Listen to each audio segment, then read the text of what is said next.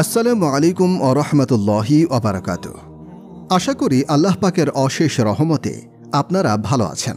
আল্লাহ পাক ইরশাদ করেন, শপথ সূর্যের ও তার বিস্তৃত রোদের, শপথ চন্দ্রের যখন তা সূর্যের পর আবির্ভূত হয়, শপথ দিবসের যখন সে একে অর্থাৎ সূর্যকে প্রকাশ করে, শপথ রজনীর যখন সে একে অর্থাৎ সূর্যকে আচ্ছাদিত করে, শপথ আকাশের এবং তার নির্মাতার, শপথ পৃথিবীর এবং একে বিস্তৃতি দানকারীর, শপথ মানুষের এবং তার যিনি একে সুঠাম করেছেন, অতঃপর তাকে তার অসৎ ও সৎকর্মের জ্ঞান দান করেছেন।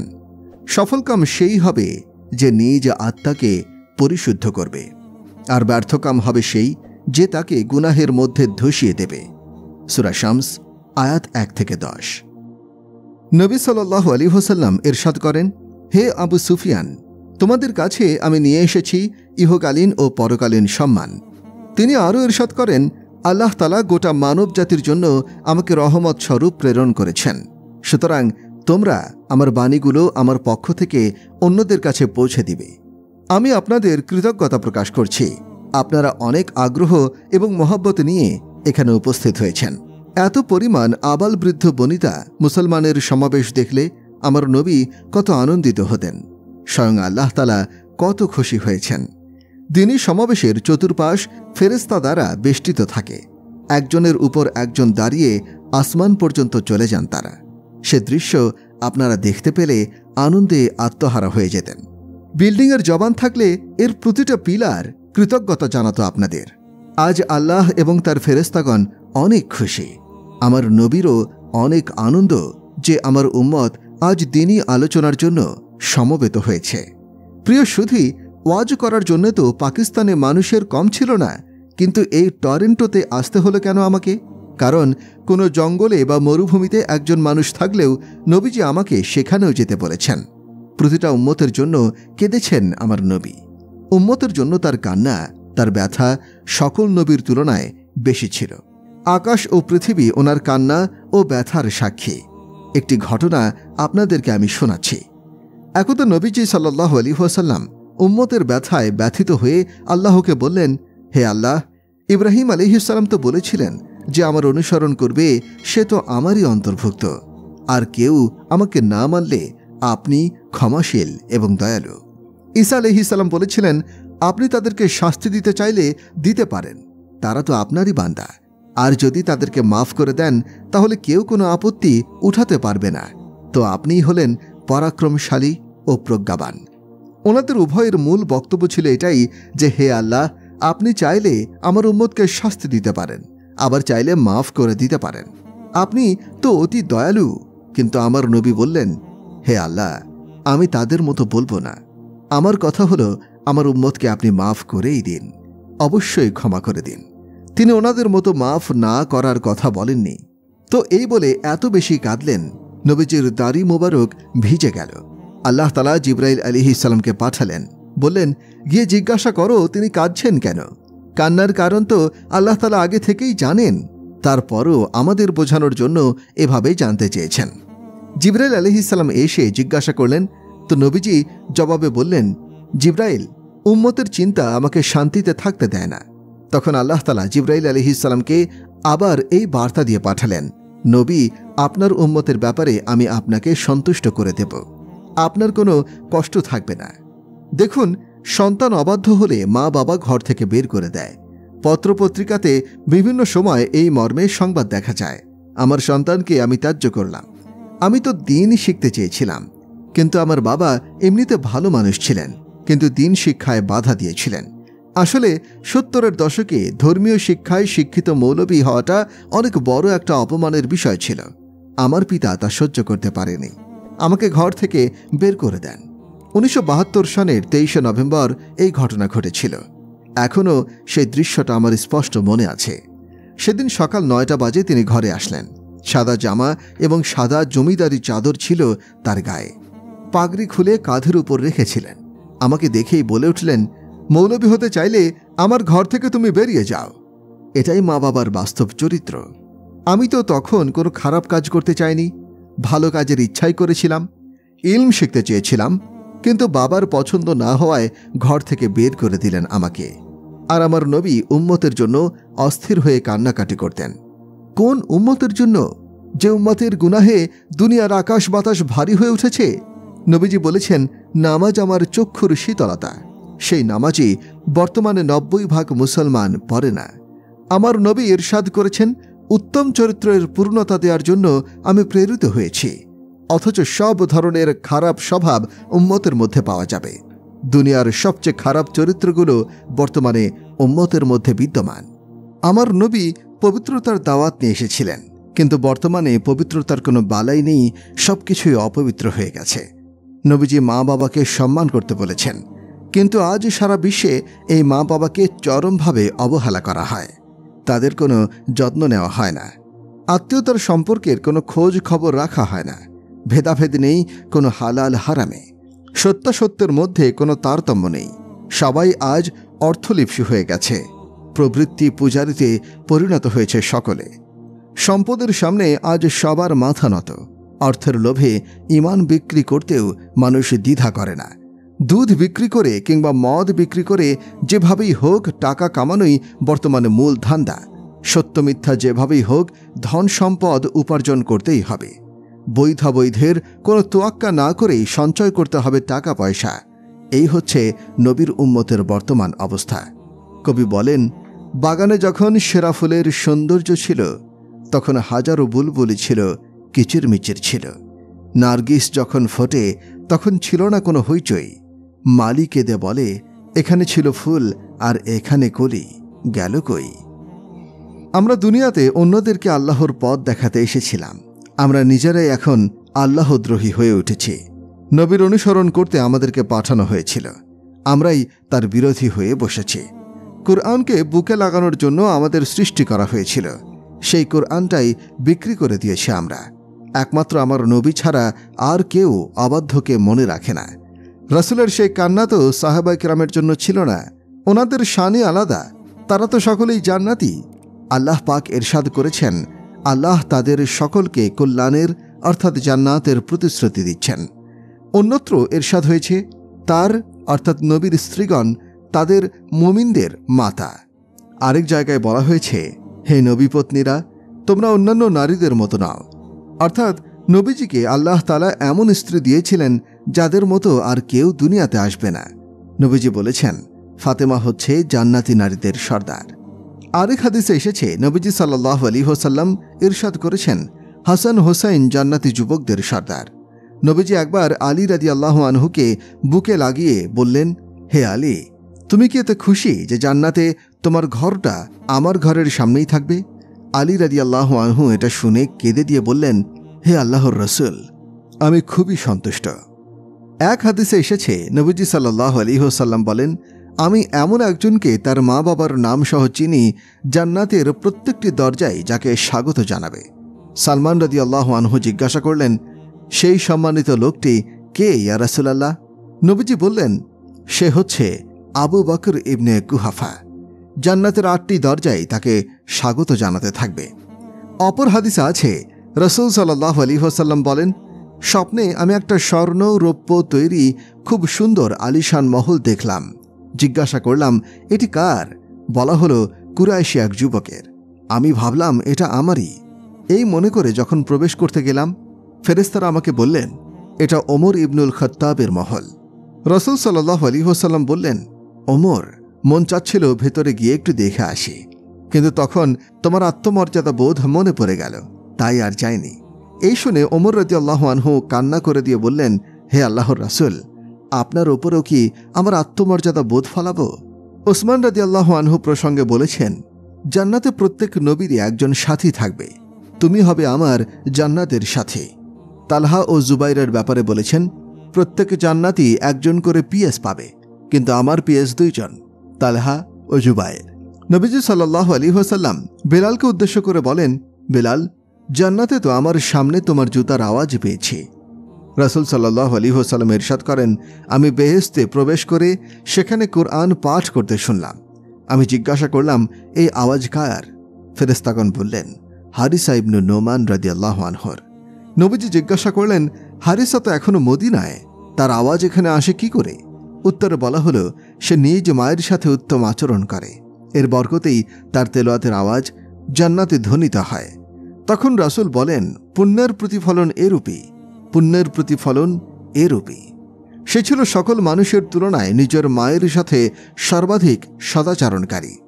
আমাদের এই পুরো হলরুমে আওয়াজ পৌঁছাতে কতগুলো সাউন্ড বক্স লেগেছে, কি বিশাল সাউন্ড সিস্টেমের ব্যবস্থা করতে হয়েছে, কিন্তু হারেস আর কুরআন তেলাওয়াতের আওয়াজ দুনিয়া থেকে জান্নাতে গিয়ে পৌঁছেছে। এটা কি কোনো সাউন্ড বক্সের মাধ্যমে পৌঁছেছে? না তো, বরং একমাত্র মায়ের সাথে সদ্ব্যবহারের বদৌলতেই এই মর্যাদা অর্জিত হয়েছে। সেই মাই আজ পুরো দুনিয়ায় অবহেলিত, তার যত্ন নেওয়ার কেউ নেই। ইন্ডিয়া, পাকিস্তান, বাংলাদেশ, কানাডা বা ইউরোপ যেখানেই বলেন, সব জায়গাতেই একই অবস্থা। সন্তানের যত্ন পায় এমন সৌভাগ্যবতী মায়ের সংখ্যা নিতান্তই স্বল্প। সম্পদের লোভ আজ মানুষকে পাগল, অন্ধ বানিয়ে দিয়েছে। সব সময় শুধু অর্থের পেছনেই মানুষ ছুটছে। এই সকল ছোটাছুটির শেষ পরিণাম কি? ম্যাথমেটিক্সের একটি মূলনীতি হচ্ছে মিলিয়ন, ট্রিলিয়ন এবং বিলিয়ন ইন্টু জিরো। ফলাফল হয় জিরো। আল্লাহর শপথ, দুনিয়ার প্রসিদ্ধি, পদমর্যাদা, প্রভাব প্রতিপত্তি, ধন দৌলত, বাড়ি গাড়ি, ব্যবসা সবকিছু মৃত্যুর সামনে জিরো। আজ আমি মারা গেলে আমাকে বলা হবে লাশ, মাইয়াত। তারেক জামিল বলে সম্বোধন করা হবে না, মাওলানাও বলবে না কেউ। সন্তানরা বলবে, তাড়াতাড়ি দাফন কাফনের কাজে শেষ করুন সবাই। মৃত ব্যক্তির ক্ষেত্রে এরকম বলতে শোনা যায় না যে বাবাকে, মাকে কিংবা শাহজাদের দাফন কাফনের ব্যবস্থা করো। সবাই বলে, তাড়াতাড়ি লাশের কাফন দাফন করো। এটাই বাস্তবতা। জানাজা পড়তে গিয়ে মানুষ সময় দেখে আর বলে, দেরি হয়ে গেল তো, তাড়াতাড়ি জানাজা শেষ করো, দ্রুত ওকে বিদায় করো। দুনিয়ার নেতৃত্ব, মান সম্মান, টাকা পয়সা, ক্ষমতা কিংবা অপমান, দারিদ্র্য, মৃত্যুর সামনে সবকিছুর ফলাফল হয় শূন্য। মাটির একটি টিলায় পরিণত হয় সব। এই দুনিয়া প্রতারণার ফাঁদ মাত্র, মাছির একটা পাখার মতন এর স্বরূপ। মাকড়সার জালের মতো দুর্বল এটা। আজকে আছে তো কালকে নেই, বরং শ্বাস নেওয়ার পর শ্বাসটা বের করতে পারবে কিনা সেটারও গ্যারান্টি নেই। এই নিশ্চয়তা নেই যে এক পা ফেলার পরে আরেক পা ফেলতে পারবে, এখান থেকে ওখানে যেতে পারবে। উপর থেকে নিচে যাওয়া পর্যন্ত আমার হায়াত থাকবে, এটাও আমার জানা নেই।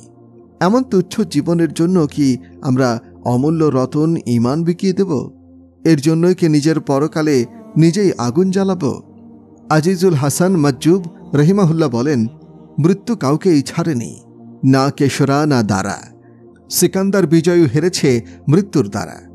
দুনিয়া ছেড়ে গিয়ে সবাই আফসোস করে কত, পরে রয় দুনিয়াতেই তার প্রভাব ক্ষমতা যত। দুনিয়া নয়তো কারো মন লাগানোর জায়গা, এটা তামাশার নয়, শিক্ষা গ্রহণের জায়গা। তো এই মায়ের সেবাই 7 আসমান পার করে হারিসা ইবনে নোমানের তেলাওয়াতের শব্দ জান্নাতে পৌঁছে দিয়েছিল। মায়ের সেবাটাই এখানে সাউন্ড সিস্টেমের কাজ করেছে। হারিসা রাদিয়াল্লাহু আনহু মায়ের খেদমত কিভাবে করতেন? তিনি কিন্তু স্ত্রীকে মায়ের খেদমতের জন্য বলতেন না, বরং নিজেই করতেন। স্ত্রীকে বলতেন, মা আমার ব্যক্তিগত সম্পত্তি, এতে তোমার কোনো অধিকার নেই। মায়ের খেদমত করা ব্যক্তির নিজের দায়িত্ব, স্ত্রীর দায়িত্ব নয় সেটা। অথচ যার দায়িত্ব নেই তাকেই মায়ের খেদমতে এগিয়ে দিই আমরা। আল্লাহর রাস্তে আপনারা প্রত্যেককে হুকুম অধিকারগুলো ভালোভাবে বুঝুন। আপনাদের তো শরীয়ত জীবনাচার শিখিয়ে দিয়েছে, কিন্তু সেটা না জানার কারণে আজ পৃথিবীতে সব জায়গায় অশান্তির আগুন দাও দাও করে জ্বলছে। তো হারিসা রাদিয়াল্লাহু আনহু নিজের মায়ের কাপড় ধুয়ে দিতেন, চুলে তেল লাগিয়ে চিরুনি করে দিতেন, উকুনও বেছে দিতেন, নিজেই রান্নাবান্না করে মাকে খাওয়াতেন মুখে তুলে। এর বিনিময়ে তার তেলাওয়াতের শব্দ গুঞ্জরিত হয়েছে জান্নাতে। আরেকটি ঘটনা শুনুন। হযরত মুসা আলাইহিস সালাম একদিন আল্লাহ তাআলার কাছে জানতে চাইলেন তার সঙ্গে জান্নাতে কে থাকবে। উত্তরে আল্লাহ পাক বললেন, তোমার সঙ্গে জান্নাতে থাকবে এক কসাই। মুসা আলাইহিস সালাম অবাক হয়ে আল্লাহর কাছে জানতে চাইলেন, একজন কসাইয়ের এমন কি আমল আছে যার কারণে তাকে আপনি আমার সঙ্গে জান্নাতে বাস করতে দেবেন? আমার অনেক জানতে ইচ্ছা করছে। আল্লাহ তাআলা বললেন, হে মুসা, তুমি যদি তা জানতে চাও তাহলে ওই কসাইয়ের কাছে যাও। মুসা আলাইহিস সালাম আল্লাহর কথা মতো ওই কসাইয়ের কাছে গেলেন। দূর থেকে দেখতে লাগলেন ওই কসাই কি করে। কসাই মাংস বিক্রি শেষ হলে দোকান বন্ধ করে সামান্য কিছু মাংস নিয়ে বাড়ির দিকে রওনা দেয়। মুসা আলাইহিস সালাম তার পেছনে পেছনে যায়। কসাই বাড়িতে গিয়ে মাংসগুলো ছোট ছোট করে কেটে রান্না করে আর কিছু রুটি বানায়। তারপর ঘরে ঢুকে এক বৃদ্ধ নারীকে যত্ন করে ধরে বসায় এবং তারপর মাংস আর রুটি ছোট ছোট করে খাওয়াতে থাকে। মুসা আলাইহিস সালাম অবাক হয়ে সব দেখতে থাকেন। কিছুক্ষণ পর তিনি খেয়াল করেন ওই নারী কসাইয়ের কানে কানে কি যেন বলছে, আর কসাই তার কথা শুনে মুচকি মুচকি হাসছে। খাওয়া শেষ হলে কসাই বাইরে আসে। মুসা আলাইহিস সালাম তার পরিচয় গোপন রাখেন। তাকে জিজ্ঞাসা করেন, ওই বৃদ্ধা নারী আপনার কানে কানে কি বলল, যা শুনে আপনি হাসলেন? কসাই উত্তরে বলল, উনি আমার মা। আমি প্রতিদিন এইভাবে আমার মাকে খাইয়ে দিই, আর মা আমার কানে কানে বলে, আল্লাহ তোমাকে মুসা নবীর সঙ্গে জান্নাত দান করুন। আর আমি আমার মায়ের কথা শুনে হাসি, বলি, কোথায় মুসা আলাইহিস সালাম আর কোথায় আমি? মুসা আলাইহিস সালাম তার কথা শুনে কাঁদতে থাকেন আর তাকে বুকে জড়িয়ে নিয়ে বলেন, তোমার মায়ের কথা আল্লাহ তাআলা কবুল করেছেন। আমি মুসা যার সঙ্গে তুমি জান্নাতবাসী হবে। এটি লোকমুখে প্রচলিত একটি ঘটনা, যার কোনো ভিত্তি নেই। আমার নবী সাল্লাল্লাহু আলাইহি ওয়াসাল্লাম সাহাবায়ে কেরামের নাম ধরে ধরে সুসংবাদ দিয়েছেন। বলেছেন, কেউ জান্নাতি মহিলা দেখতে চাইলে সে যেন উম্মে রোমানকে দেখে নেয়। রাসূল বলেছেন, আয়েশা, যখন থেকে আমি জানতে পারলাম জান্নাতে তুমি আমার স্ত্রী হবে, তখন থেকে মৃত্যু আমার জন্য সহজ হয়ে গেছে। এটা বলে আয়েশা রাদিয়াল্লাহু আনহার মনোরঞ্জন করেছেন রাসূল সাল্লাল্লাহু আলাইহি ওয়াসাল্লাম। ভালোবাসার বহিঃপ্রকাশ করতে হয় কিভাবে সেটা শেখানোর জন্য নবীজি এটা বলেছিলেন। শুধু দায়িত্ব পালন করলেই পারিবারিক জীবনে শান্তি আসে না। টাকা পয়সা কিংবা সুন্দর চেহারা সুরত দিয়েও শান্তি আসে না সংসারে। আল্লাহর শপথ, সংসারে শান্তি আনতে হলে একে অপরকে ইজ্জত সম্মান করতে হবে, মিষ্টি মিষ্টি কথা বলতে হবে, একজন আরেকজনকে দেখাতে হবে উত্তম আখলাক। এসবের মাধ্যমেই সংসার শান্তি সমৃদ্ধিতে ভরে ওঠে। বসে বসে তাসবিহ জপলে কিংবা বহু ধন সম্পদ জমা করলে সংসারে শান্তি আসে না। 7 মহাদেশেই একটি অভিন্ন মূলনীতি রয়েছে, তা হল কোনো পুরুষ বা নারীর আখলাখ ভালো, তার সংসারে শান্তি আসবে। যার কথায় বিষ ছড়ায় তার সংসারে অশান্তির আগুন দাউ দাউ করে জ্বলবে। দুনিয়ার কোনো শক্তি তা নিভাতে পারবে না। তার সংসারকে কেউই বাঁচাতে পারবে না ধ্বংসের হাত থেকে। যাই হোক, সাহাবায়ে কেরামের জান্নাতি হওয়ার সুসংবাদ দেওয়া হয়েছে আমার নবীকে। জানানো হয়েছে অমুকের মর্যাদা এটা, অমুকের অবস্থান এখানে, অমুক থাকবে এই জায়গায়। উম্মে হারেসাকে লক্ষ্য করে রাসূল সাল্লাল্লাহু আলাইহি ওয়াসাল্লাম বলেছিলেন, উম্মে হারেসা, তোমার ছেলে হারেসা আছে জান্নাতুল ফেরদাউসের উচ্চ স্তরে। সুতরাং আমার নবী তো সাহাবায়ে কেরামের জন্য কাঁদেননি। তারা তো জান্নাতি বলে আল্লাহ তাআলা সুসংবাদ দিয়েই দিয়েছেন। বরং রাসূল সাল্লাল্লাহু আলাইহি ওয়াসাল্লাম কেঁদেছেন আমার আপনার জন্য, পরবর্তী উম্মতের জন্য, এই গুনাহগার ও অবাধ্য উম্মতের মুক্তির স্বার্থে। মানুষ তো মৃত্যুর সময় সন্তানদের কথা মনে করে। আমার বাবার হঠাৎ মৃত্যু হয়। তিনি সুস্থ সবলই ছিলেন, হঠাৎ হার্ট অ্যাটাকে মারা যান। তো মৃত্যুর সময় আমার এক বোন ছিল লাহোরে, আরেক বোন ফয়সালাবাদে। মৃত্যুর আগ পর্যন্ত আমার বাবা বারবার শুধু বলেছিলেন, আমার মেয়েদের সাথে দেখা করিয়ে দাও, তাদেরকে একটু দেখতে চাই। এটা বলতে বলতে ওনার মৃত্যু হয়। মৃত্যুর সময় সবাই এমন কিছুই করেন। তৈমুর তুর্কিস্তানের আতরার শহরে মারা যান। তার মতো হিংস্র জালেম মানুষটাও মৃত্যুসজ্জায় বলেছিল, হায়, বীর মোহাম্মদকে যদি দেখে যেতে পারতাম। বীর মোহাম্মদ ছিল তার ছেলের নাম। মানুষের স্বাভাবিক অভ্যাস এটাই। আর আমার নবী মৃত্যুর সময় ভেবেছেন উম্মতের কথা। 11 হিজরির 12 রবিউল আউয়াল মোতাবেক 632 খ্রিস্টাব্দের জুনের 7 তারিখ সোমবার নবীজি ইন্তেকাল করেন। ইন্তেকালের আগে স্ত্রীদেরকে ডেকে এনে কিছু কথা বলে স্বাভাবিকভাবেই বিদায় দেন। এরপর ফাতেমাকে ডেকে এনে কানে কানে বললেন, আমি চলে যাচ্ছি। এটা শুনে ফাতেমা রাদিয়াল্লাহু আনহা কান্না শুরু করে দিলেন। নবীজি বললেন, কান্নার কিছু নেই, আমি অচিরেই তোমার সাথে মিলিত হব। 6 মাস পরে মাত্র 24 বছর বয়সে ফাতেমা রাদিয়াল্লাহু আনহার ইন্তেকাল হয়ে যায়।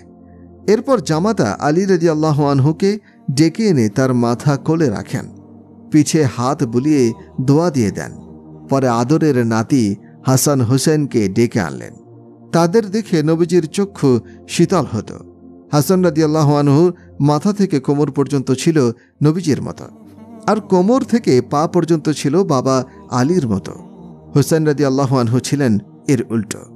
এজন্যই নবীজি সাল্লাল্লাহু আলাইহি ওয়াসাল্লাম মজা করে বলতেন, হাসান আমার সন্তান আর হুসাইন আলীর ছেলে।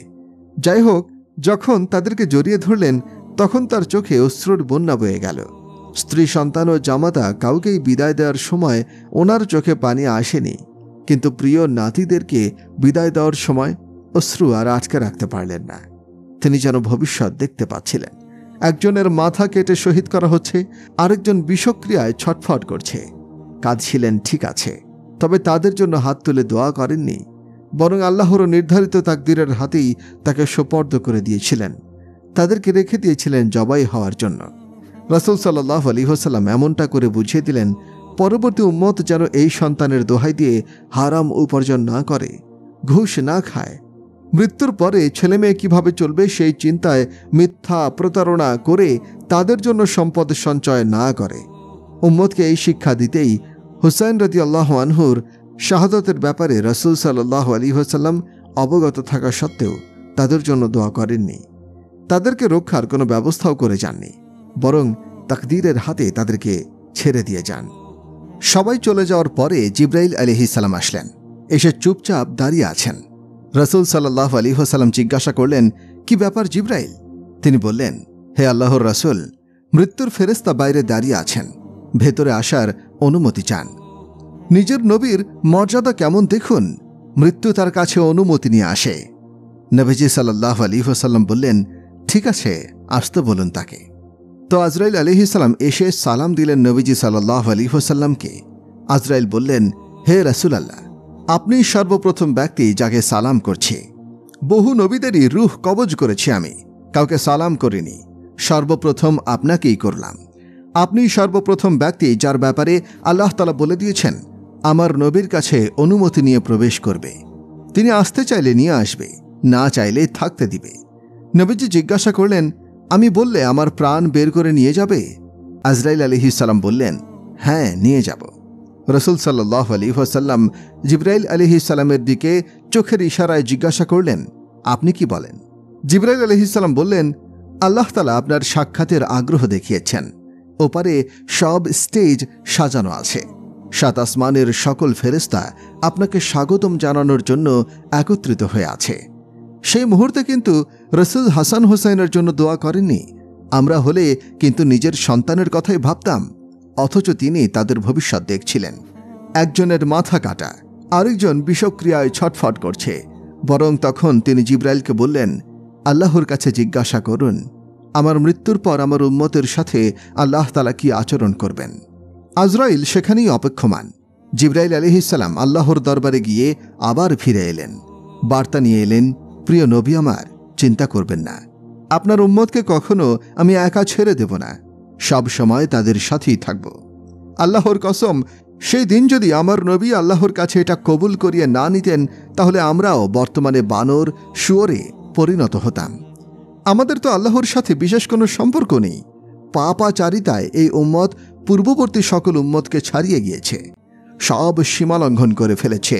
তারপরেও এই উম্মতের ব্যাপারে ব্যাপক আযাব আসে না। এর একমাত্র কারণ উম্মতের জন্য আমার নবীর কান্না, আহাজারি, ফরিয়াদ। তিনি আল্লাহর দরবারে ফরিয়াদ করেছেন এই উম্মতকে যেন সমূলে ধ্বংস করে না দেয়া হয়। পূর্বেকার কোনো নবী মৃত্যুর সময় উম্মতের কথা চিন্তা করেননি। একমাত্র আমাদের নবী মুহাম্মদ সাল্লাল্লাহু আলাইহি ওয়াসাল্লাম মৃত্যু শয্যায়ও উম্মতের চিন্তায় কেঁদেছেন। নবীজির মৃত্যু পরবর্তী সব উম্মত কি জুনায়েদ বাগদাদের মতো হবে? সবাই কি আর রাবেয়া বশরের মতো হবে? হবে না তো। অধিকাংশ হবে পাপাচারী, অবাধ্য এবং ফাসেক। তারপরেও এদের জন্যই নবীজি কান্না করেছেন, দোয়া করেছেন। তো এই মৃত্যুর সময়ও নবীজি কিন্তু বলেছেন নামাজ ও দুর্বল লোকদের প্রতি বিশেষ খেয়াল রাখবে। বর্তমানে কয়জন পাওয়া যাবে যারা 5 ওয়াক্ত নামাজ পড়ে? কয়জন এমন পাওয়া যাবে যারা ধন সম্পদ পাওয়ার পরেও আল্লাহর কথা মনে রাখে, দুর্বলদের উপর জুলুম করে না? অথচ রাসূলের সর্বশেষ উপদেশ ছিল এটাই, কিয়ামতের সবচেয়ে ভয়াবহ সময়েও একমাত্র নবীজিই থাকবেন পাশে। কিয়ামত প্রসঙ্গে কুরআনে বর্ণিত হয়েছে, সেদিন অর্থাৎ কিয়ামতের দিন মুত্তাকিদের জন্য জান্নাতকে একেবারে নিকটবর্তী করে দেয়া হবে। আরেক আয়াতে এসেছে পথভ্রষ্টদের জন্য উন্মোচিত করা হবে জাহান্নাম। আরও ইরশাদ হয়েছে, তোমাদের প্রত্যেককেই জাহান্নাম পার হতে হবে। এটা আপনার প্রতিপালকের অনিবার্য সিদ্ধান্ত। আরেক জায়গায় আল্লাহ পাক বলেন, কিয়ামতের দিন আমি ন্যায়ানুগ তুলাদণ্ড স্থাপন করব, ফলে কারো প্রতি কোনো জুলুম করা হবে না। যদি কোনো কর্ম তিল পরিমাণও হয় তবে তাও আমি উপস্থিত করব। হিসাব গ্রহণের জন্য আমি যথেষ্ট। তো জাহান্নামকে উপস্থিত করা হলে সে এক চিৎকার মারবে। তখন সমস্ত মানুষ, ফেরেশতা এবং আম্বিয়া কেরাম হাঁটু গেড়ে বসে থাকবে। বসে সবাই বলতে থাকবেন, আমার কি হবে, হায় আমার কি হবে। ফেরেশতাগণ আর নবীগণ তো নিষ্পাপ, তারা জাহান্নামে যাবেন না। জান্নাতের জন্যই তাদেরকে সৃষ্টি করা হয়েছে। ইব্রাহিম আলাইহিস সালাম বলবেন, হে আল্লাহ, আমার বাবার কথা আমার জানার দরকার নাই, আপনি আমাকে বাঁচান। ঈসা আলাইহিস সালাম বলবেন, আল্লাহ, আমার মা মরিয়মের ব্যাপারে কিচ্ছু জানি না আমি, আপনি আমাকে বাঁচান। এরকম প্রতিটি মানুষই নিজের আত্মীয় স্বজনের কোনো খোঁজ নেবে না। সবাই ব্যস্ত থাকবে নিজ নিজ চিন্তায়। তখন একদিক থেকে আওয়াজ আসবে, আমার উম্মতের কি হবে, আমার উম্মতের কি হবে। এরকম একটা আওয়াজ শোনা যাবে। এই আওয়াজ শুনে সবাই খোঁজাখুঁজি শুরু করবে, আওয়াজটা আসছে কোত্থেকে। বলছে কে এটা? নিজের চিন্তা বাদ দিয়ে কে সেই লোক যে অন্যের চিন্তায় পেরেশান? খুঁজতে খুঁজতে নবীজিকে পাওয়া যাবে। তিনি আঁচল পেতে বলছেন, ইয়া আল্লাহ, আমার উম্মতকে রক্ষা করুন। এই নবী আমাদেরকে সারা জীবন ও মৃত্যুর সময়ও ভোলেননি, ভুলবেন না সেদিনও যেদিন অন্যান্য নবীগণ উম্মতকে ভুলে যাবেন। মাতা পিতা সন্তানদের চিনবে না, স্বামী স্ত্রী একে অপরকে দেখে এড়িয়ে যাবে। হাসরের সেই কঠিন মুহূর্তেও তিনি উম্মতের কথা ভুলবেন না। বলতে থাকবেন, হে আল্লাহ, আমার উম্মতকে রক্ষা করুন। ইনিই হচ্ছেন আমার নবী মুহাম্মদ মুস্তাফা সাল্লাল্লাহু আলাইহি ওয়াসাল্লাম। তিনিই একমাত্র নবী যার নামটাও আল্লাহ তাআলার নিজের নামের সাথে মিলিয়ে রেখেছেন। আল্লাহ তাআলা নিজের নাম বাছাই করেছেন নুক্তাবিহীন হরফের মাধ্যমে। সেগুলো হচ্ছে আলিফ, লাম, হা। নবীজির নামও এরকম নুক্তাবিহীন অক্ষর দিয়েই বানিয়েছেন। মুহাম্মদ এবং আহমদ এই দুই শব্দের কোনোটাতেই নুক্তা বিশিষ্ট অক্ষর নেই। এছাড়া আল্লাহ এবং মোহাম্মদ নামের মধ্যে হরফ সংখ্যাতেও মিল রয়েছে। উভয় নামেই 4টি করে অক্ষর দেখা যায়। আল্লাহ শব্দ আলিফ, লাম, লাম এবং হা এই 4 অক্ষর দ্বারা গঠিত। আর মোহাম্মদ শব্দে মিম, হা, মিম ও দাল 4টি অক্ষর বিদ্যমান। তেমনি রাসূলের আরেক নাম আহমদ, এটাতেও 4টি অক্ষর রয়েছে, আলিফ, হা, মিম এবং দাল। আল্লাহ, মোহাম্মদ, আহমদ এই 3টি নামে মোট 12টি অক্ষর রয়েছে। ওদিকে কালিমার 2 অংশ লা ইলাহা ইল্লাল্লাহ এবং মুহাম্মদুর রাসূলুল্লাহ এই উভয় অংশে 12টি করে অক্ষর রাখা আছে। এতটাই মেপে মেপে আল্লাহ পাক নামগুলো রেখেছেন। উপমহাদেশের 3 দেশ ভারত, পাকিস্তান ও বাংলাদেশ এবং ইরানে আল্লাহকে খোদা বলা হয়। খোদা বলা নিষেধ নয়, কারণ ওলামায়ে কেরাম এটা ব্যবহার করেন। তবে আমার অনুরোধ, আপনারা আল্লাহকে আল্লাহ নামে ডাকতে অভ্যস্ত হন। এটাই ওনার আসল নাম। খোদা হচ্ছে আল্লাহর একটি গুণবাচক নামের অর্থ। কোনো একজন সেটা বানিয়েছে, কাউকে তার নামের অর্থ দিয়ে ডাকা হয় না। যেমন আমার নাম তারেক জামিল, তারেক অর্থ রাতে আগমনকারী। তো কেউ কি এরকম বলবে, মাওলানা রাতে আগমনকারী কি এসেছেন? মাওলানা রাতে আগমনকারী কেমন আছেন? আপনাদেরকে একটা সত্য ঘটনা শোনাই, এতে আমার কথাটা আরও স্পষ্ট হবে। আমাদের রাজপুত বংশের একটা শাখার নাম ডিঙ্গে শিয়াল, মূলত শিয়াল শাখার নাম। এর আগে ডিঙ্গে শব্দ ব্যবহার করা হয়। এরা যুদ্ধ বিগ্রহে খুবই পারদর্শী। তো পাঞ্জাবি ভাষায় ডিঙ্গে অর্থ বাঁকা। তো আমাদের এক বন্ধু যে বর্তমানে মৃত, তার নাম ছিল জাহাঙ্গীর ডিঙ্গে। সে একবার তার বন্ধুর কাছে ফোন দিল। তখন বন্ধুর স্থলে তার ছোট মেয়ে ফোনটা ধরল। সে বলল, আব্বা তো ঘরে নেই। তখন সে বলল, ঠিক আছে, তোমার বাবা ঘরে আসলে বলবে জাহাঙ্গীর ডিঙ্গে নামে এক লোক ফোন দিয়েছিল। আর একটু আগেই বললাম পাঞ্জাবি ভাষায় ডিঙ্গা অর্থ বাঁকা। তো পরে আমার সেই বন্ধু তার বন্ধু জাহাঙ্গীরকে ফোন করে জানায়, জাহাঙ্গীর, মজার একটা ঘটনা ঘটেছে। সে জিজ্ঞাসা করল, কি? সেই বন্ধু বলল, বাসায় ফিরলে আমার মেয়ে বলে, আব্বু, বাঁকা জাহাঙ্গীর ফোন দিয়েছিল। তো ভাই, আপনারা আল্লাহকে আল্লাহই বলবেন। এই নামই কোরআনে বহু জায়গায় ব্যবহৃত হয়েছে। যেমন ইরশাদ হচ্ছে, আল্লাহ ভূমণ্ডল ও নভমণ্ডলের জ্যোতি। তার জ্যোতির উদাহরণ যেন একটি কুলঙ্গি, যাতে রয়েছে প্রদীপ। আরও আছে, আল্লাহ তিনি, যিনি ছাড়া কোনো ইলাহ নেই, তিনি চিরঞ্জীব, সর্বসত্তার ধারক। আরও আছে, আর তোমাদের ইলাহ হচ্ছেন এক ও অদ্বিতীয় ইলাহ, তিনি ছাড়া আর কোনো মাবুদ নেই, তিনি অতিশয় দয়ালু ও পরম করুণাময়। আরও আছে, আল্লাহ তাআলা সেই সত্তা যিনি 7 আসমান ও 7 জমিন সৃষ্টি করেছেন। আরও আছে, আল্লাহই সেই সত্তা যিনি 7 আসমানকে খুঁটিবিহীন উঁচু করেছেন, যা তোমরা দেখতেই পাচ্ছ। বলুন, হে নবী, আল্লাহই সকল সৃষ্টিকে অস্তিত্ব দান করেছেন। মৃত্যুর পর তিনিই আবার তাদের পুনরাবর্তন ঘটাবেন। তিনি আল্লাহ, যিনি ছাড়া কোনো মাবুদ নেই, তিনি গুপ্ত ও প্রকাশ্য সব কিছুর জ্ঞাতা, তিনি সকলের প্রতি দয়াবান ও পরম দয়ালু। বলুন, হে নবী, তিনি আল্লাহ এক ও অদ্বিতীয়। আল্লাহ কারো প্রতি মুখাপেক্ষী নন, সবাই তার প্রতি মুখাপেক্ষী। তিনি কাউকে জন্ম দেননি, কারো সন্তানও নন তিনি, আর তার সমকক্ষ কেউ নেই। প্রিয় ভাই ও বোনেরা আমার, আপনাদের কাছে আমার একটা অনুরোধ নিয়ে এসেছি। তা হলো, এতদিন তো নিজের মন মতো জীবন কাটিয়েছেন, আজ থেকে মুহাম্মদের আদর্শে জীবনটাকে গড়ে তুলুন। মুহাম্মদের একনিষ্ঠ অনুসারী হয়ে উঠুন, আল্লাহকে দেখান। কবি ইকবাল বলে, মুহাম্মদের অনুসারী হলে গোটা দুনিয়া হবে অনুগত, দুনিয়ার সাথে অনুগামী হবে লৌহ ও কলম আছে যত। হজরত মুস্তফা মুহাম্মদ সাল্লাল্লাহু আলাইহি ওয়াসাল্লাম আল্লাহ তাআলার সবচেয়ে প্রিয় মানুষ। তার আদর্শে যে চলবে তাকে আল্লাহ তাআলা সর্বাধিক প্রিয় করে নেবেন। মুহাম্মদ সাল্লাল্লাহু আলাইহি ওয়াসাল্লামের অনুসারী যে হবে, আল্লাহ তাআলা তাকেও সবচেয়ে বেশি ভালোবাসবেন। আমার আল্লাহ একমাত্র আমার নবীকেই নিজের হাবিব, পরম প্রিয় বানিয়েছেন, আর কাউকেই নয়। মুহাম্মদ সাল্লাল্লাহু আলাইহি ওয়াসাল্লাম নবী কবে হয়েছেন? এর সাধারণ উত্তর হল 40 বছর বয়সে। আরও নির্দিষ্ট করে বলতে হয় 40 বছর 6 মাস 10 দিন বয়সে। 21শে রমজান সোমবারে নবুয়ত পেয়েছেন তিনি। কিন্তু এক হাদিসে এসেছে, আবু হুরায়রা রাদিয়াল্লাহু আনহু জিজ্ঞাসা করেন, হে আল্লাহর রসুল, আপনি নবী কখন হয়েছিলেন? রসুল জবাব দেন, আদম আলাইহিস সালামের দেহ রূহবিহীন থাকা অবস্থাতেই আমি নবী হয়েছি। আমাদের নবী আন্তর্জাতিক নবী, পুরো পৃথিবীর জন্যই তাকে নবী করে পাঠানো হয়েছিল। পুরো দুনিয়া থেকে তিনি বিশেষভাবে নির্বাচিত। নবীজি বলেন, আল্লাহ তাআলা আদম সন্তানের মধ্যে আরবদেরকে নির্বাচিত করেছেন। আরবদের থেকে বাছাই করেছেন মুজারকে। মুজারের অন্যান্য সন্তানাদি থেকে নির্ধারণ করেছেন কুরাইশকে। সেই কুরাইশের সকল সন্তানের মধ্যে হাশেমকে বেছে নিয়েছেন। এই হাশেমের মধ্য থেকেই আল্লাহ তাআলা আমাকে নবী রূপে গ্রহণ করেছেন। আমার বংশ সর্বোচ্চ মর্যাদা সম্পন্ন, আমি সবচেয়ে উচ্চ বংশীয় লোক। আদম আলাইহিস সালাম পর্যন্ত একমাত্র মুহাম্মদ সাল্লাল্লাহু আলাইহি ওয়াসাল্লামের বংশ পরম্পরা প্রমাণিত। ইরশাদ হয়েছে, তোমাদের কাছে তোমাদের মধ্য থেকেই একজন রাসূল এসেছেন। এই আনফুসিহুম শব্দটাকে আনফুসিকুমও পড়া যায়, তখন অর্থ হবে তোমাদের কাছে সর্বোচ্চ বংশীয় একজন রাসূল এসেছেন।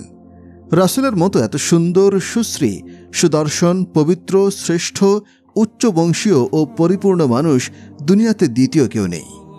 দুনিয়াতে ওনার আগমনটাও ছিল ভিন্ন রকম, পৃথিবী থেকে প্রস্থানটাও ছিল অনন্য।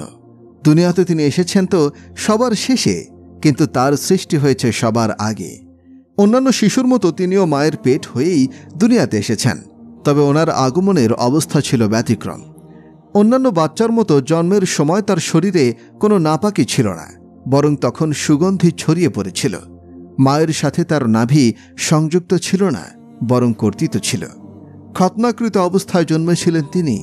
জন্মের এমন এক ধাত্রী উপস্থিত ছিল, সে বলল, আমেনা, তোমার বাচ্চা তো বড় অদ্ভুত, এত সুন্দর বাচ্চা এর আগে আমি কখনো দেখিনি। জন্মের পর নবীজিকে মায়ের পাশে শোয়ানো হলে তিনি পাশ ফিরে সেজদায় যান। দীর্ঘ সময়ে সেজদা শেষে তিনি এক হাতে ভর দিয়ে আরেক হাত দিয়ে আকাশের দিকে ইশারা করেন। এ সময় পুরো ঘরে একটি আলো ঝলমলিয়ে ওঠে। নবীজি দুনিয়াতে আগমন করেই জানিয়ে দেন, আমি নামাজ নিয়ে দুনিয়াতে এসেছি, সেটা কখনো ত্যাগ করা যাবে না। নবীজির মাতা আমেনা বাচ্চাকে কোলে তুলে নিলেন। সেই মুহূর্তে ছাদ ফেটে ঘন কুয়াশা এসে ছেয়ে গেল পুরো ঘরের মধ্যে। কুয়াশার ফলে বাচ্চাকে আর দেখা যাচ্ছিল না। আমেনা বলেন, তখন আমি কাউকে বলতে শুনলাম, পূর্ব পশ্চিম থেকে নিয়ে ঘুরিয়ে আনো একে, সেই সাথে সমুদ্র সমূহেও ছড়িয়ে দাও তার পরিচয়, সবাই যেন নাম, আকৃতি এবং গুণাবলী সহকারে তাকে চিনতে পারে। এভাবে ঘুরিয়ে আনার মানে হলো বিশ্ববাসীর সামনে ঘোষণা দেয়া যে এই ব্যক্তিকে যে অনুসরণ করবে সে পথ পেয়ে যাবে, তার সম্মান বাড়বে, জান্নাতে প্রবেশ করতে পারবে সে। আর একে যে ফলো করবে না সে পথভ্রষ্ট হয়ে ধ্বংস হয়ে যাবে।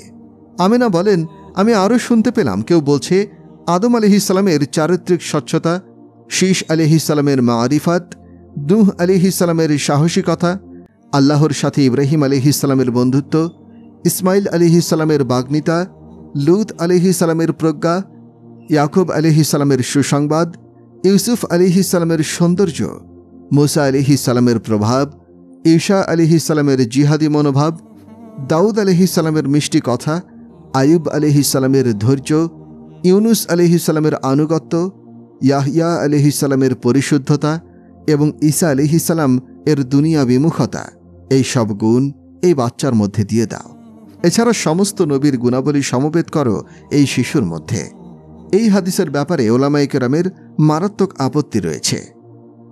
এভাবে নবী করিম সাল্লাল্লাহু আলাইহি ওয়াসাল্লাম মায়ের পেট থেকে জন্মের পরেই সকল নবীর গুণাবলী আল্লাহ তার মধ্যে ঢেলে দিয়েছিলেন। এরপর ৬৩ বছর জীবন কাটিয়েছেন সেই সব গুণাবলী নিয়ে। আল্লাহ ছাড়া আমার নবীর মাকাম আর কেউ বুঝতে পারেনি, পারবেও না। ইরশাদ হয়েছে, শপথ নক্ষত্রের, যখন তা পতিত হয় তোমাদের সঙ্গী পথভ্রষ্ট হননি এবং বিপথগামীও হননি। আর সে মন গড়া কথাও বলে না, এটা তো খালেস ওহী যা তার কাছে পাঠানো হয়। তাকে শিক্ষা দিয়েছে এক প্রচণ্ড মহাশক্তিমান ফেরেশতা, যে প্রজ্ঞাসম্পন্ন ঊর্ধ্ব দিগন্তে সে নিজের আকৃতিতে আত্মপ্রকাশ করল। তারপর সে নিকটে এসে ঝুঁকে গেল। তখন তাদের উভয়ের মাঝে ব্যবধানের পরিমাণ ছিল 2 ধনুক বা তার চেয়েও কম। এভাবে নিজের বান্দার প্রতি যা ওহী নাজিল করার ছিল তা আল্লাহ নাজিল করলেন, যা সে দেখেছে। রাসূলের অন্তঃকরণ তা অস্বীকার করে নাই। তবুও কি তার প্রত্যক্ষ বিষয় নিয়ে তোমরা তার সঙ্গে বিতণ্ডা করবে? বস্তুত সে তাকে, অর্থাৎ ফেরেশতাদেরকে, সিদরাতুল মুনতাহায় সীমান্তবর্তী কুলগাছ আরও একবার দেখেছে। সেই বৃক্ষের কাছেই অবস্থিত জান্নাতুল মাওয়া। তখন সেই কুল গাছটি যা দ্বারা আচ্ছন্ন থাকে তা দিয়েই আচ্ছন্ন ছিল। তার রাসূল সাল্লাল্লাহু আলাইহি ওয়াসাল্লামের দৃষ্টিভ্রম হয়নি, লক্ষ্যচ্যুতও হয়নি। সূরা নাজম 1-17। অন্যত্র ইরশাদ হয়েছে, শপথ পূর্বাহ্নের, শপথ রাত্রির, যখন তা গভীর হয়। আমার প্রতিপালক আপনাকে ত্যাগ করেননি এবং আপনার প্রতি বিরূপ হননি।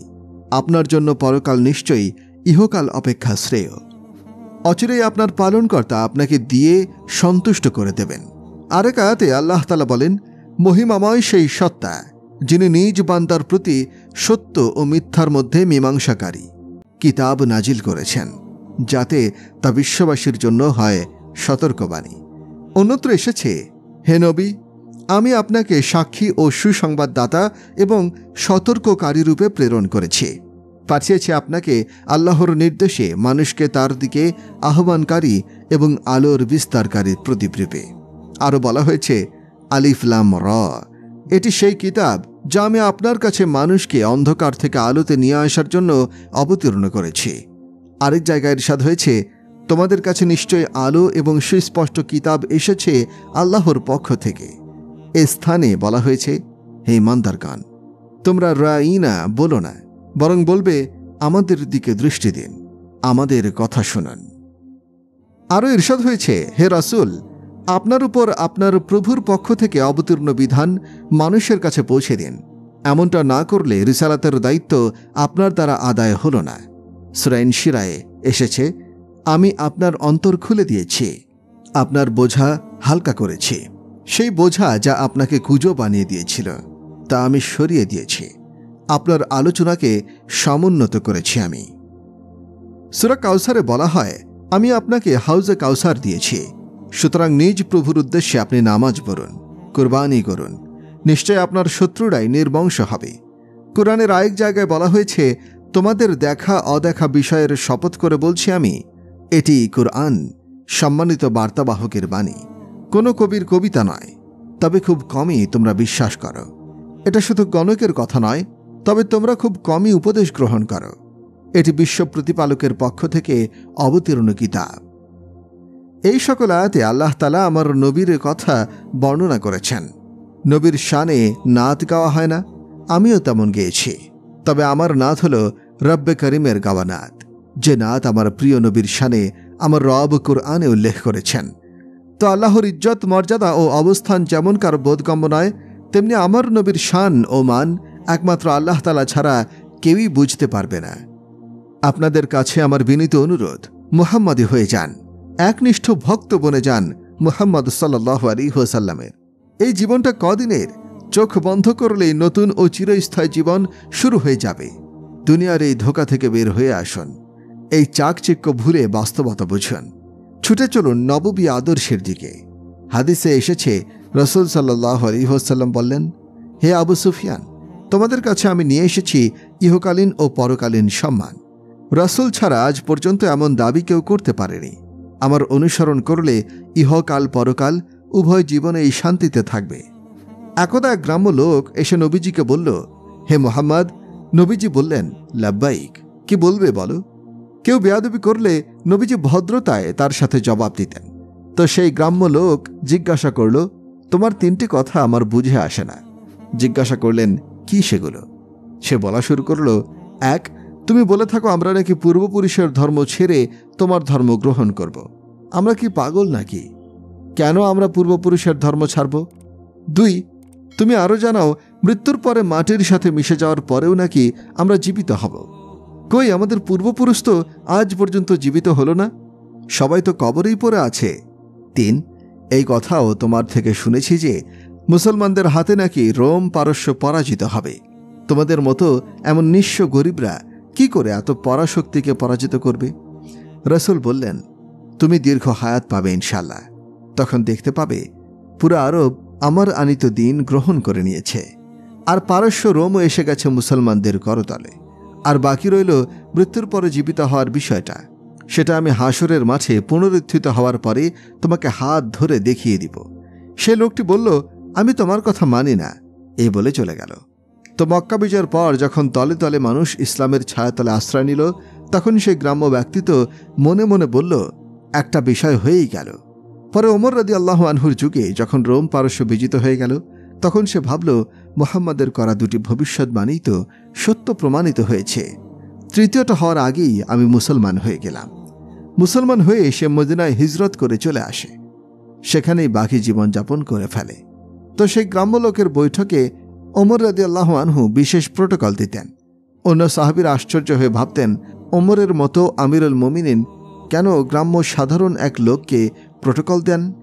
একদিন ওমর রাদিয়াল্লাহু আনহু বলেন, আমি কেন একে প্রোটোকল দিই সেটা কি বলবো তোমাদেরকে? সবাই বলল, বলুন। তিনি বললেন, আমি সেই মজলিসে ছিলাম যে মজলিসে এই ব্যক্তি এসেছিল। আর রাসূল সাল্লাল্লাহু আলাইহি ওয়াসাল্লাম তাকে বলেছিলেন, কিয়ামতের দিন তোমার হাত ধরে আমি দেখিয়ে দিব যে মৃত্যুর পর মানুষ পুনরায় জীবিত হবে কিনা। আর নবী একবার যার হাত ধরবেন জান্নাতে পৌঁছানো পর্যন্ত সেই হাত আর ছাড়বেন না। তো এই লোককে আমার নবীজি হাত ধরে জান্নাতে প্রবেশ করাবেন। সুতরাং এই ব্যক্তির বিশেষ মর্যাদা রয়েছে। তো প্রিয় ভাই ও বোনেরা, আপনারাও সবকিছু থেকে মুক্ত হয়ে নিজের নিয়ন্ত্রণটা রাসূলের হাতে দিয়ে দিন, তার একান্ত অনুগত হয়ে যান। নবীজির জীবনটা ছিল খুবই সুন্দর। সেই জীবনের একটি অংশ জুড়ে ছিল ইবাদত। ইবাদত কিন্তু খুব বেশি নয়, 5 ওয়াক্ত নামাজ আর বছরে মাত্র 1 মাস রোজা। আমার নবী জীবনে রমজান পেয়েছেন 9টা।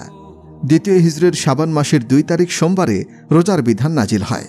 সে সময় ছিল সেপ্টেম্বর মাস। তো ইংরেজি ক্যালেন্ডারে প্রতি বছরে রমজান একটু একটু করে পিছিয়ে আসছিল। সেই হিসাবে নবীর 9টি রমজান মাস ছিল সেপ্টেম্বর, আগস্ট, জুলাই আর জুন, এই মাসগুলোর মধ্যে। এগুলো গরম মাস। তার মানে আমার নবীর সব কয়টি রমজান পড়েছিল পূর্ণ গরমের সময়। নবীজি সাধারণত সাহরিতে মাত্র 2-3টি খেজুর আর 1 গ্লাস পানি খেতেন। এভাবেই 9টি রমজান কাটিয়েছেন তিনি। এর মধ্যে হয়তো একটু বেশি খেয়েছেন। পুরো রমজান 20 দিন ইতিকাফ করে দেখিয়েছেন। শবে কদরের খোঁজে 10 দিন ইতিকাফ করা ওনার নিয়ম ছিল সারা জীবন। একবার নবীজি মিম্বারে উঠে দাঁড়িয়ে বললেন, সুবহানাল্লাহ, তোমরা কিসের সম্মুখীন হতে যাচ্ছ? কি জিনিস তোমাদের কাছে আসছে তা বুঝতে পারছো না তোমরা? রাসূল এটা 3 বার বললেন। তখন ওমর রাদিয়াল্লাহু আনহু বললেন, হে আল্লাহর রাসূল, এভাবে বলছেন কেন? কোনো ওহী নাজিল হয়েছে নাকি কোনো শত্রুর আগমন টের পেয়েছেন? রাসূল বললেন, না, বরং রমজান মাস আসছে। তো রমজানে জান্নাতের দরজাসমূহ খুলে দেওয়া হয়। বন্ধ করে দেওয়া হয় জাহান্নামের দরজাগুলো। রাতে তারাবির সুযোগ পাওয়া যায়। বন্ধ করে দেওয়া হয় জাহান্নামের দরজাগুলো। রাতে তারাবির সুযোগ পাওয়া যায়। আর রোজা দীর্ঘ হলে, কষ্ট বেশি হলে সওয়াবও বেশি হবে। আর রমজানের 3 দিন রাতে নবীজি তারাবি পড়িয়েছেন।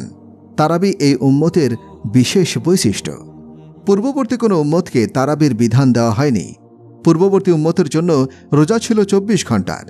আমাদের উপরে প্রাথমিক অবস্থায় রোজা ছিল সারাদিন ও সারা রাত, অর্থাৎ সূর্য অস্তমিত হওয়ার পরে একটু খাওয়ার অনুমতি ছিল। ঘুমিয়ে গেলেই পরবর্তী রোজা শুরু হয়ে যেত। তো কায়েস ইবনে শারিমা নামক এক রাখাল সাহাবী ইফতারের সময় স্ত্রীর কাছে জিজ্ঞাসা করলেন, খাওয়ার কিছু আছে কি? স্ত্রী বললেন, না, খাওয়ার মতো তো কিছুই নেই। তবে আপনি সারাদিন কাজ করে এসেছেন, একটু বসুন, আমি দেখি খাবারের কোনো ব্যবস্থা করতে পারি কিনা। তো স্ত্রী খাবার নিয়ে এসে দেখেন কায়েস ইবনে শারিমা ঘুমিয়ে গেছেন। এটা দেখে স্ত্রী বললেন, আহা, আপনি তো ঘুমিয়ে গেলেন, এখন তো আর খাওয়া যাবে না। তো এভাবে না খেয়ে কায়েস রোজা রাখা শুরু করলেন। পরদিন জোহরের সময় তিনি বেহুশ হয়ে পড়ে গেলেন। এটা দেখে নবীজির অনেক কষ্ট হল। তখনই আল্লাহ তাআলা আয়াত নাজিল করেন, ভোরের কালো রেখা থেকে শুভ্র রেখা স্পষ্ট হবার আগ পর্যন্ত তোমরা খানাপিনা করতে পারবে। এরপর সেই রোজাকে প্রলম্বিত করবে পরবর্তী রাত অবধি। এভাবে আল্লাহ তাআলা রোজার বিধানটাকে সহজ করে দিলেন। রোজাতে রাতের বেলা খানাপিনা, স্ত্রী সম্ভোগ সবই বৈধ, আর দিনের বেলা এই সব অবৈধ। আরেকটা হাদিস শুনুন। জৈনিক গ্রাম্য ব্যক্তি এসে বলল, হে আল্লাহর রসুল, আমি তো ধ্বংস হয়ে গেছি। রাসূল জিজ্ঞাসা করলেন, কেন, কি করেছ তুমি? সে বলল, আমি তো রোজা অবস্থায় স্ত্রী সহবাস করে ফেলেছি। নবী বললেন, ঠিক আছে, কাফারা স্বরূপ গোলাম আজাদ করে দাও। সে বলল, আমি তো গরিব মানুষ, গোলাম কোথা থেকে পাব? নবীজি বললেন, তাহলে 60 জন মিসকিনকে খাবার খাওয়াও। সেই গ্রাম্য ব্যক্তি বলল, আমি তো মিসকিন, অন্যকে আবার খাওয়াবো কিভাবে? তখন রাসূল বললেন, আচ্ছা, তাহলে একাধারে 60টি রোজা রাখো। সেই লোক বলল, এক রোজা রাখতে গিয়ে তো অঘটন ঘটিয়ে ফেলেছি, 60 রোজা কিভাবে রাখব? এটা শুনে নবীজি সাল্লাল্লাহু আলাইহি ওয়াসাল্লাম হেসে দিলেন আর বললেন, ঠিক আছে, বসো, দেখি তোমার জন্য কি করা যায়। একটু পরে এক লোক এক ঝুড়ি খেজুর নিয়ে এসে বলল, ইয়া রাসূলুল্লাহ, এগুলো আমি দান করলাম। তখন নবীজি সেই গ্রাম্য লোকটিকে বলল, এই খেজুরগুলো নিয়ে গিয়ে মদিনার 60 জন মিসকিনকে খাইয়ে দাও। তখন ওই লোক বলল, মদিনায় তো আমার চেয়ে বড় মিসকিন আর কেউ নেই। এ কথা শুনে নবীজি এত হাসলেন যে তার মারির দাঁত প্রকাশ পেয়ে গেল। পরে রাসূল বললেন, আচ্ছা ঠিক আছে, এগুলো নিজ পরিবারকেই খাওয়াও, তবে এই বিধান শুধু তোমার ক্ষেত্রেই চলবে, অন্য কারো জন্য এরকম বিধান প্রযোজ্য হবে না। এরকম আরও কিছু অপ্রত্যাশিত ঘটনার প্রেক্ষিতে আল্লাহ তাআলা সুবহে সাদিক পর্যন্ত খাবার দাবার এবং স্ত্রী সম্ভোগ সহ অন্যান্য কাজ বৈধ করে দিলেন, আর সুবহে সাদিকের পর থেকেই সেগুলো অবৈধ হয়ে যায়। তো আল্লাহ পাক রমজানের রোজার সময়ে পরিবর্তন আনলেন আর রাতে দিলেন তারাবি। তারাবি পড়তে যেহেতু একটু কষ্ট হয়, তাই আল্লাহ পাক এই সওয়াব বাড়িয়ে দিয়েছেন। তারাবির প্রতিটা সিজদার বিনিময়ে জান্নাতে লাল ইয়াকুত পাথরের একটি মহল থাকবে। সেই মহলে স্বর্ণ রূপার দরজা থাকবে 60,000। এছাড়াও প্রত্যেক সিজদার পরিবর্তে জান্নাতে এমন একটি গাছ তৈরি করা হবে যার ছায়া পার হতে একজন আরোহীর 500 বছর সময় লাগবে। বাকি 11 মাসের নাম রেখেছে মানুষ, কিন্তু রমজান মাসের নামটা কোরআনে স্বয়ং আল্লাহ তাআলা রেখেছেন। ইরশাদ হয়েছে, রমজান সেই মাসে যে মাসে কোরআন অবতীর্ণ হয়েছে। মুহররম থেকে শাবান এবং শাওয়াল, জিলকদ ও জিলহজ এই সব মাসের নাম রেখেছে আরবের লোকেরা, কিন্তু রমজানের নামকরণ বহু আগেই হয়ে গিয়েছিল। পরবর্তীতে আরবদের মুখে তার প্রচলন ঘটানো হয়। রমজান শব্দ এবং রোজার মধ্যে কি মিল? মিল হচ্ছে রমজান শব্দের অর্থ জ্বলে যাওয়া। রোজাদার নর নারীর গুনাহ আল্লাহ পাক জ্বালিয়ে দেন, অর্থাৎ মাফ করে দেন।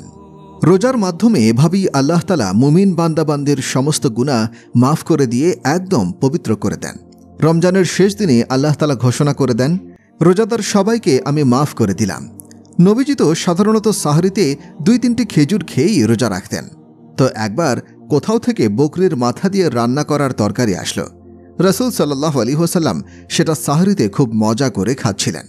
ওনার সাথে তখন ইরবাজ ইবনে সারিয়া আলী ও মিকদাদ রাদিয়াল্লাহু আনহুম ছিলেন। বছরে বেলাল রাদিয়াল্লাহু আনহু এসে বললেন, হে আল্লাহর রাসূল, সাহরির সময় তো শেষ, খাওয়া বন্ধ করুন, ফজরের আজান দিব এখন আমি। নবীজি বললেন, আচ্ছা ঠিক আছে। তখন বেলাল রাদিয়াল্লাহু আনহু আজান দিতে গেলেন। গিয়ে আবার তার মনে হলো দেখে আসি নবীজির খাওয়া শেষ হয়েছে কিনা। গিয়ে দেখেন রসুল তখনও খাচ্ছেন। বেলাল বললেন, আল্লাহর রাসূল, আল্লাহর শপথ, সকাল সকাল তো হয়ে গেছে, খাওয়া বন্ধ করুন। এটা শুনে নবীজি হাত গুটিয়ে নিলেন আর বললেন, বেলাল, সকাল তখনও হয়েছিল না, কিন্তু তোমার কসম যেন মিথ্যা না হয়, এজন্য আল্লাহ তাআলা এখন সকাল করে দিয়েছেন।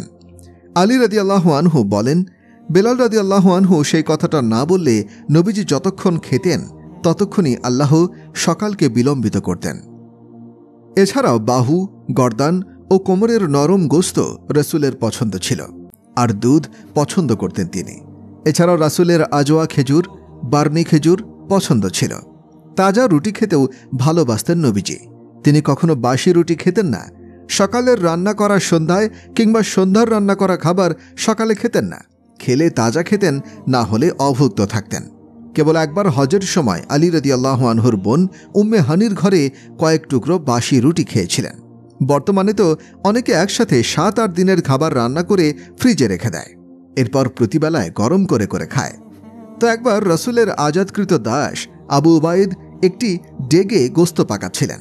নবীজি বললেন, আমাকে বাহুর গোস্ত দাও। সেটা খাওয়ার পরে আবার বললেন, আমাকে আরেকটা দাও। সেটা খাওয়ার পরে আবারও বললেন, আরেকটা দাও আমাকে। তখন আবু উবাইদা বললেন, এক বকরির বাহু দুটাই তো থাকে। রাসূল বললেন, তুমি যদি এটা না বলতে তাহলে যতক্ষণ আমি চাইতাম ততক্ষণ ডেগে হাত দিলে বাহু পাওয়া যেত। তো আল্লাহ তাআলা রমজানটাকে রহমত স্বরূপ করে দিয়েছেন। এই রমজানে আল্লাহ তাআলা জান্নাতের দরজা উন্মোচিত করে দেন আর বন্ধ করে দেন জাহান্নামের দরজাগুলো। রমজানে রোজাগুলো সুন্দরভাবে রাখবেন। একে অপরের সাথে কোনো ধরনের ঝগড়া বিবাদ হয়ে থাকলে সেগুলো মাফ করে দেবেন। স্বামী স্ত্রী, ভাই বোন বা আত্মীয় স্বজনের সাথে কোনো মন কষাকষি থেকে থাকলে সেগুলো মিটিয়ে নেবেন। হজে যাওয়ার সময় যেমন প্রস্তুতি গ্রহণ করেন, তেমনি রমজান মাসের আগেও প্রস্তুতি নেওয়ার আছে। রমজান আসার আগেই নিজের গুনাহের জন্য আল্লাহর কাছে মাফ চাইবেন। পরস্পরে ক্ষমার আদান প্রদান করবেন। মীমাংসার জন্য নিজেই এগিয়ে যান। এতে আল্লাহ তাআলা আপনাকে বড় বানাবেন, বৃদ্ধি করে দেবেন আপনার মর্যাদা। আল্লাহ পাক রমজানে শবে কদর দিয়েছেন। 21, 23, 25, 27 ও 29 এই 5টি রাত আপনারা জেগে থেকে ইবাদত করুন। এই 5 রাতের কোনো রাত নিশ্চয়ই শবে কদর হবে। শবে কদরে জেগে ইবাদত করা 1000 মাসে ইবাদত করার থেকেও উত্তম। তবে শবে কদরে আল্লাহ তাআলার কাছে মাফ পাওয়ার জন্য শর্ত হলো, মনের মধ্যে কোনো হিংসা বিদ্বেষ রাখা যাবে না। কারো প্রতি কোনো ক্ষোভ বিদ্বেষ থাকলে তা দূর করে ফেলতে হবে। কারো প্রতি রাখা যাবে না কোনো ধরনের অবজ্ঞা, অবহেলা। কাউকে করা যাবে না তুচ্ছ তাচ্ছিল্য। তাহলেই আল্লাহর কাছে কবুল হবে এই রাতের ইবাদতগুলো। তো অন্যতম একটি ইবাদত হলো নামাজ, আরেকটি হচ্ছে রোজা। 5 ওয়াক্ত নামাজে খুব বেশি সময় ব্যয় হয় না, আর রোজা তো 1 বছর পরে আসে। জাকাত এবং হজ তো শুধু ধনীদের উপরেই ফরজ, গরিব বা মধ্যবিত্তদের জন্য নয়। রোজার ক্ষেত্রেও অসুস্থ বা সফরে থাকলে পরবর্তীতে রাখার সুযোগ আছে। বছরে যে কোনো সময় জাকাত দিলেই হয়ে যায়। জীবনে একবার হজ করলেই যথেষ্ট। এই হচ্ছে ইবাদতের মোটামুটি রূপরেখা। ইসলামের গুরুত্বপূর্ণ আরেকটি বিষয় যা নবীজি নিয়ে এসেছেন তা হচ্ছে কোমলতা, নম্রতা, ক্ষমা করে দেওয়া এবং মানুষের প্রতি ভালোবাসা। এই গুণাবলী নববী জীবনের গুরুত্বপূর্ণ অংশ। নবী সাল্লাল্লাহু আলাইহি ওয়াসাল্লাম সাহাবায়ে কেরামকে জিজ্ঞাসা করেন, বলো তো সবচেয়ে মজবুত আমল কি? তারা বললেন, নামাজ। নবী বললেন, না। সাহাবিগণ বললেন, জিহাদ। নবী এতেও সায় দিলেন না। শেষে সাহাবায়ে কেরাম বললেন, তাহলে রমজানের রোজা? রাসূল সাল্লাল্লাহু আলাইহি ওয়াসাল্লাম বললেন, তাও না, বরং ইসলামের সবচেয়ে মজবুত ও শক্তিশালী আমল হচ্ছে আল্লাহর জন্য পরস্পরে ভালোবাসা, মহব্বত, সম্প্রীতি বজায় রাখা। আমার নবীর পুরো জীবনটাই ছিল ভালোবাসাময়। ইসলাম ভালোবাসার ধর্ম। সবাইকে ভালোবাসতে হবে, কাউকে ঘৃণা করা যাবে না। ভালোবাসা এবং শত্রুতা আল্লাহর জন্যই হওয়া ইসলামের সবচেয়ে শক্তিশালী আমল। আপনারা হয়তো বিভিন্ন দেশ থেকে এখানে এসেছেন, তো জাতিগত কোনো বিদ্বেষ, ঘৃণা ছড়াবেন না। এখানে সবাই মিলেমিশে থাকবেন। মাযহাবের ভিত্তিতে কোনো ঝগড়ায় লিপ্ত হবেন না। ভারত, পাকিস্তান, বাংলাদেশে তো বিভিন্ন মাসআলাগত মতানৈক্যের কারণে হিংসা বিদ্বেষের বিষ বাষ্প ছড়িয়ে আছে। এই ইমামের পেছনে নামাজ হবে না, সেই ইমাম ওয়াহাবি, সে সুন্নি, সে কাফের, এই ধরনের রেষারেষিতে ভরপুর আমাদের উপমহাদেশ। আপনারা এইসব থেকে দূরে থাকবেন। সবাই এক উম্মত হয়ে খাঁটি মুসলমান হওয়ার চেষ্টা করবেন। চাঁদ ওঠা, রমজান মাসের আগমন নিয়েও আমাদের মাঝে রয়েছে মতদ্বৈততা। উলামায়ে কেরামের কাছে আমার বিনীত অনুরোধ, আপনারা এই সব ক্ষেত্রে যেটা উম্মতের জন্য বেশি সহজ ও কল্যাণকর সেটাই সবাই গ্রহণ করে নিন। উম্মতের মাঝে এই ঝগড়াঝাঁটি এবং ইখতিলাফের পথ বন্ধ করুন। বৈধ দুটি জিনিসের মাঝে নবী সাল্লাল্লাহু আলাইহি ওয়াসাল্লাম সবসময় সহজটাকেই প্রাধান্য দিতেন। কোনো বিষয়ে আমাদের মাঝে মাসআলাগত পার্থক্য থাকলে যেন একে অপরের প্রতি ভালোবাসা শেষ না হয়ে যায়, মহব্বত বন্ধ না হয়।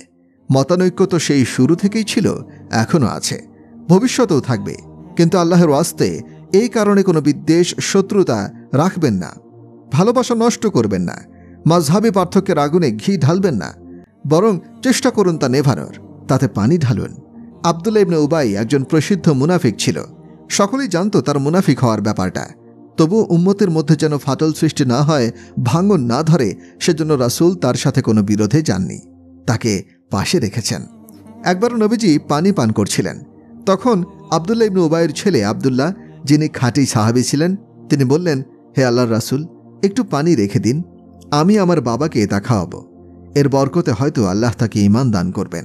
তো সে অবশিষ্ট পানি নিয়ে আব্দুল্লাহ তার বাবাকে খাওয়াতে গেল। উত্তরে ইবনে সালুল বলল, কারো প্রস্রাব হলেও খেতে পারবো, কিন্তু মুহাম্মাদের ঝুটা পানি খাবো না। এটা শুনে তার ছেলে আব্দুল্লাহ চরম ক্রোধান্বিত হলেন। রাসূলের কাছে গিয়ে তিনি বললেন, হে আল্লাহর রাসূল, এই হচ্ছে তার অবস্থা, আপনি অনুমতি দিলে আমি তার গর্দান উড়িয়ে দেব। নবীজি বললেন, না, এটা করা যাবে না, সে তোমার বাবা। এমন করলে মানুষ বলবে মুহাম্মদ নিজের সাথীদেরকেই হত্যা করা শুরু করেছে। এছাড়াও আল্লাহর রাসূল সাল্লাল্লাহু আলাইহি ওয়াসাল্লাম এই আব্দুল্লাহ ইবনে উবাই মারা যাওয়ার পর তার ছেলের অনুরোধে জানাজাতে শরীক হন, নিজের জামা দিয়ে তার কাফনের ব্যবস্থা করেন। অথচ বর্তমান মুসলিম কারোর সাথে মতভেদ হলেও তার জানাজায় অংশ নেয় না, সালামের আদান প্রদান করে না, মসজিদে গিয়েও এসব বিষয়ে তর্কে বিতর্কে জড়ায়। তো নবীজি আব্দুল্লাহ ইবনে উবাইয়ের জানাজায় রওনা হলে ওমর রাদিয়াল্লাহু আনহু পথ আগলে দাঁড়ান, বলেন, আপনি চেনেন না একে? নবী বললেন, অবশ্যই চিনি। ওমর বললেন, তারপরেও কেন তার জানাজায় যাচ্ছেন? আল্লাহ তাআলা তো নিষেধ করেছেন। নবী বললেন, আল্লাহ আমাকে এক্ষেত্রে ইখতিয়ার দিয়েছেন, চাইলে ক্ষমা প্রার্থনা করতে পারি, তাই আমি তার জন্য ক্ষমা প্রার্থনা করব। জানাজার পর দাফনের সময় তাকে নামিয়ে ফেলা হয়েছিল কবরে। তখন নবীজি লাশ উঠিয়ে নিজের লালাটা তার মুখে দিয়ে দেন। হয়তো এই ওসিলায় সে ক্ষমাপ্রাপ্ত হতে পারে। এই আচরণ দেখে বহু মুনাফিক খাঁটি মুসলমান হয়ে যায়। এমন উত্তম আচরণ কেবল আমার নবীরই হতে পারে। প্রিয় ভাই বোনেরা আমার, নবীজি সাল্লাল্লাহু আলাইহি ওয়াসাল্লাম মা বাবা ভাই বোন প্রত্যেকের জন্যই উত্তম উপদেশ দিয়ে গেছেন। কিন্তু আমরা আজ নবীজির সেই উত্তম আখলাক আর ভালোবাসা, মহব্বত এবং মাফ করে দেওয়ার শিক্ষা ভুলে গিয়েছি। 21 বছর ধরে অমানবিক এবং অবর্ণনীয় নির্যাতন চালানো মক্কাবাসীকে আমার নবী এক কথায় মাফ করে দিয়েছেন। এটাই আমার নবীর চরিত্র সুষমা। এমন আখলাক দুনিয়ার আর কারো মধ্যেই আপনি দেখতে পাবেন না। সততা, বিশ্বস্ততা আর সত্যবাদিতা নববী আখলাকের সবচেয়ে আলোকিত দিক। মক্কায় থাকাকালীন তো নবীজির উপাধি হয়ে গিয়েছিল আল আমিন তথা বিশ্বস্ত। নবীজি বলেছেন, মুসলমানের মধ্যে ভীরুতা, কৃপণতা সহ আরও অনেক খারাপ গুণ থাকতে পারে, তবে সে কখনো মিথ্যাবাদী বা খেয়ানতকারী হতে পারে না। ভাইরা আমার, দুনিয়ার জীবনে অনেক টাকা পয়সা উপার্জন করেও যদি ফেলেন, তবে সেটা ভোগ করার সুযোগ থাকে না। এর আগেই মৃত্যু এসে দরজায় কড়া নাড়ে। মৃত্যু না আসলেও বিভিন্ন রোগ ব্যাধি শরীরে বাসা বাঁধে। সারা জীবন আল্লাহর অবাধ্য হয়ে কষ্ট করে সম্পদ জমা করলেন আপনি, কিন্তু সেগুলো আপনি ভোগ করতে পারেন না, বরং সন্তানেরা সেগুলো উড়ায়। পক্ষান্তরে আল্লাহর সন্তুষ্টি নিয়ে মারা গেলে জান্নাতে যেতে পারবেন। সেখানে আপনার রয়েছে অফুরন্ত নিয়ামত উপভোগের সুযোগ। হযরত আদম আলাইহিসসালাম ছিলেন 130 ফুট লম্বা। আমাদের মা হাওয়া আলাইহিসসালামের দৈর্ঘ্যও ছিল 130 ফুট। আমরা তো সবাই জানি ইউসুফ আলাইহিসসালাম ছিলেন সবচেয়ে সুদর্শন পুরুষ, কিন্তু এটা খুব কম মানুষ জানে হযরত হাওয়া আলাইহিসসালাম ছিলেন সবচেয়ে সুন্দরী নারী। তো সেই সময় থেকে মানুষ বেটে হতে হতে বর্তমান অবস্থায় এসেছে। ভবিষ্যতে মানুষ আরও বেটে হবে। জান্নাতে যাওয়ার পর সেই পূর্বের দীর্ঘটাই আল্লাহ তাআলা আবার দান করবেন। যারা আগের মানুষ তারা জেনে থাকবেন, আমাদের দেশে মারাশি নামে এক সম্প্রদায় ছিল। তারা শুধু বসে বসে খেত, কোনো ধরনের কাজ কামে তাদের পাওয়া যেত না। তো জৈনিক মালিক তাদের একজনকে ঘোড়া মালিশ করার জন্য দায়িত্ব দিলেন। ঘোড়া মালিশ করা কিন্তু কষ্টের কাজ। দায়িত্ব দিয়ে মালিক বাসায় চলে গেল। এদিকে সে মারাশি লোকটি ঘুমিয়ে পড়ল। তখন ঘোড়াটি চুরি হয়ে গেল। সে উঠে দেখে ঘোড়া নেই। মনে মনে ভাবল, আমার তো খবর আছে আজকে। এই ভেবে সে ঘর থেকে একটা খরগোশ এনে সেটাকে মালিশ করতে লাগলো। কিছুক্ষণ পর মালিক বের হয়ে জিজ্ঞাসা করল, ঘোড়া কোথায় আমার? সে বলল, এই তো মালিশ করছি। মালিক বলল, আরে এ তো খরগোশ, ঘোড়া নয়। মারাশি উত্তরে বলল, এটা ঘোড়াই, মালিশ করতে করতে এত ছোট হয়ে গেছে। তো এমনই আমাদের আদি পিতা ও মাতা ছিলেন 130 ফুট। আমরা কমতে কমতে বর্তমান অবস্থায় আছি। জান্নাতে গিয়ে সেই আগের দৈর্ঘ্যই আমরা ফেরত পাব। জৈনিক আরব যুবক আমাকে বলল, এত লম্বা হওয়ার কি দরকার? আমরা যতটুকু আছি এতটুকুই তো যথেষ্ট। আমি বললাম, জান্নাতের খেজুর কত বড় জানো? 25 ফুট লম্বা। এখন তুমি যদি 5-6 ফুট লম্বা হও, তাহলে 25 ফুট লম্বা খেজুর খাবে কিভাবে? খেজুরের চাপে পড়লেই তো মারা যাবে। ওদিকে জান্নাতের হুরেরা হবে 130 ফুট। তুমি যদি 5 ফুট হও তাহলে তারা তোমাকে খুঁজেই পাবে না। তাদের কাপড়ের ঘের হবে 3 মাইল পর্যন্ত। সেখানে তো তুমি হারিয়েই যাবে। তাই তোমাকেও বানানো হবে 130 ফুট দৈর্ঘ্যের। উম্মে সালমা রাদিয়াল্লাহু আনহা নবীজি সাল্লাল্লাহু আলাইহি ওয়াসাল্লামকে জিজ্ঞাসা করলেন, ইয়া রাসূলুল্লাহ, কারা শ্রেষ্ঠ হবে, মুমিনা নারী নাকি জান্নাতি হুর? রাসূল বললেন, মুমিনা নারীরাই শ্রেষ্ঠ। উম্মে সালমা জিজ্ঞাসা করলেন, কেন? নবীজি বললেন, কারণ মুমিনা নারীগণই নামাজ রোজা সহ বিভিন্ন ইবাদত করে, হুররা তা করে না। জান্নাতি নারীরা হুরদের তুলনায় 70 গুণ বেশি সুন্দরী হবে। জান্নাতি নারী এবং হুরদের মধ্যে একটা প্রতিদ্বন্দ্বিতা হবে। জান্নাতি নারীরা বলবে, আমরা চিরঞ্জীব, কখনো মারা যাব না। সব সময় কেবল দিয়ে যাব আনন্দ, কখনো কষ্ট দিব না। সর্বদা পাশেই থাকব, ছাড়ব না কভু। কোনো সময় আমরা অসন্তুষ্ট হব না, সব সময় সন্তুষ্টই থাকব। অপরদিকে দুনিয়ার মুমিনা নারীরা তো সম্পূর্ণ উল্টো। তারা মারা গিয়েছে। স্বামীর সাথে তাদের ঝগড়া বিবাদ, মনোমালিন্য, এমনকি বিচ্ছেদ হয়েছে। ভালো ভালো মহিলারাও বিচ্ছেদের শিকার হয় অনেক সময়। 1989 সালে আমি হজে গিয়েছিলাম। তো আমরা মুজদালিফায় অবস্থান করছিলাম। অপেক্ষায় ছিলাম ফজর পরেই এখান থেকে চলে যাব। ইতিমধ্যেই আমাদের পাশে এক প্রৌঢ় দম্পতি এসে বসলেন। তারা আমাদের এলাকার অধিবাসী ছিলেন। কিছুক্ষণ পর শুনলাম বৃদ্ধ লোকটি তার স্ত্রীকে বলছেন, ওঠো, এখন যেতে হবে। বৃদ্ধা বললেন, আমি অনেক ক্লান্ত, কোথাও যেতে পারবো না। আমি তো জানতাম না যে এত কষ্ট হজে। তখন স্বামী বলল, আরে শয়তানকে তো পাথর মারতে হবে। কিন্তু স্ত্রী বললেন, আমি কিছু জানি না, কোথাও যেতে পারবো না আমি। এভাবে তাদের মধ্যে কথা কাটাকাটি শুরু হয়ে গেল। এক পর্যায়ে বৃদ্ধ বলল, এটা তোমার নিজের এলাকা নয়। এখানে তোমার মা বাবা নেই যে রাগ দেখিয়ে তাদের কাছে চলে যাবে। যাই হোক না কেন, আমার সাথে আসতে হবে তোমাকে। তো এটাই হচ্ছে মূল কথা। দুনিয়ার নারীরা স্বামীদের সাথে কথা কাটাকাটি, অভিমান, অভিযোগ করেই থাকে। একবার নবীজি সাল্লাল্লাহু আলাইহি ওয়াসাল্লাম হযরত আয়েশা রাদিয়াল্লাহু আনহাকে বললেন, তুমি আমার উপর রাগ করলে আমি সেটা টের পাই। আয়েশা রাদিয়াল্লাহু আনহা জিজ্ঞাসা করলেন, কিভাবে? নবীজি বললেন, আমার উপর তুমি রাগ করলে বলো ইব্রাহিমের রবের কসম, আর খুশি থাকলে বলো মুহাম্মাদের রবের কসম।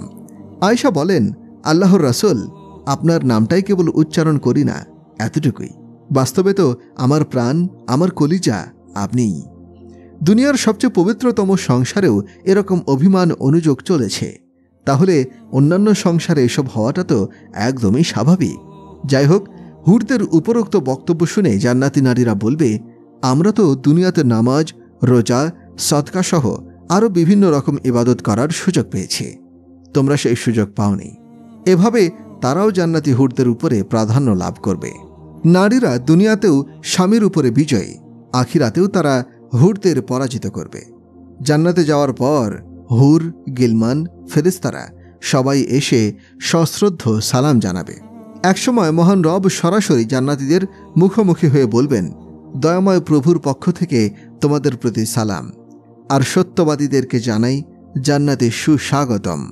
নববী চরিত্রে সবচেয়ে আকর্ষণীয় দিক এই ছিল যে সততা, সত্যবাদিতা। আমি সব জায়গায় বলি, সততা ও সত্যবাদিতার চেয়ে বড় কোনো জিনিস নেই।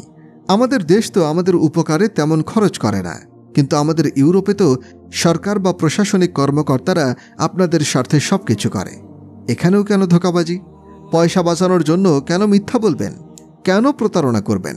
তাদের থেকে শিক্ষা, চিকিৎসা, পাসপোর্ট সহ সব ধরনের সুবিধা ফ্রিতে পাচ্ছেন। তারপরেও কেন এই মিথ্যা ছলচাতুরি? সাবধান, সামান্য কয়টা টাকা বাঁচানোর জন্য এরকম ধোঁকাবাজির আশ্রয় নেবেন না। প্রতারণা করবেন না, মিথ্যা বলবেন না। এগুলো ইমানদারের কাজ নয়।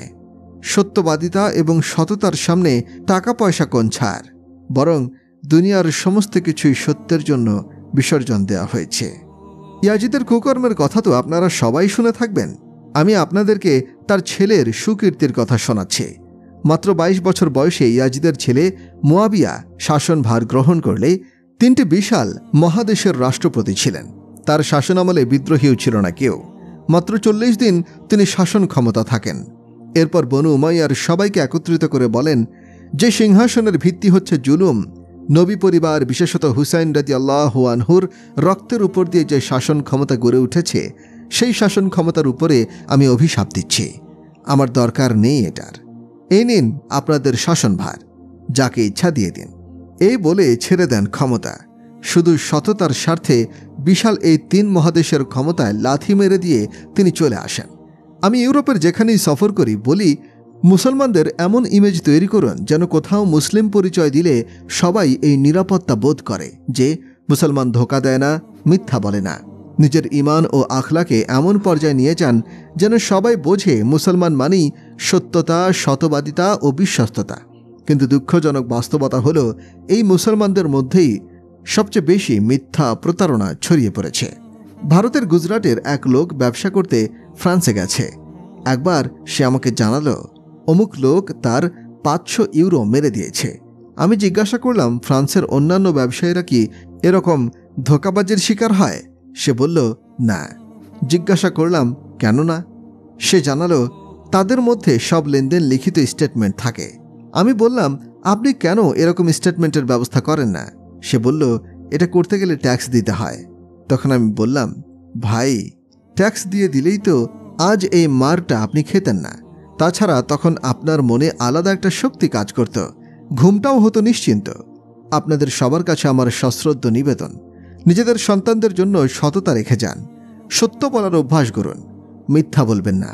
সত্যবাদিতা আমাদের মুসলমানদের অন্যতম পরিচয়। আমাদের কাছে যদি বিদেশে থাকার পাসপোর্ট এবং লিগ্যাল কাগজপত্র থাকে তবেই সেখানে বাস করবেন, অন্যথায় নিজ দেশে চলে যাবেন।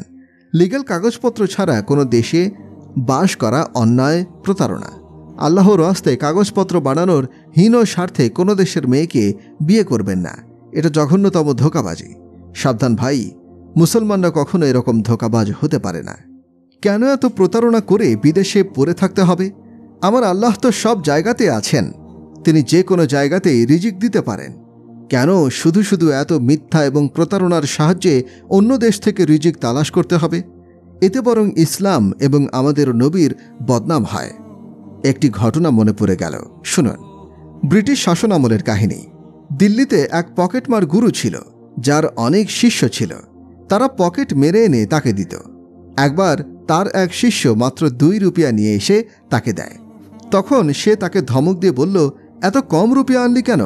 সে বলল, ওস্তাদজি, আজকে অনেক বড় একটা দান মেরেছিলাম। এক ব্রিটিশের পকেট মেরেছিলাম। তার পকেটে অনেক পয়সা ছিল।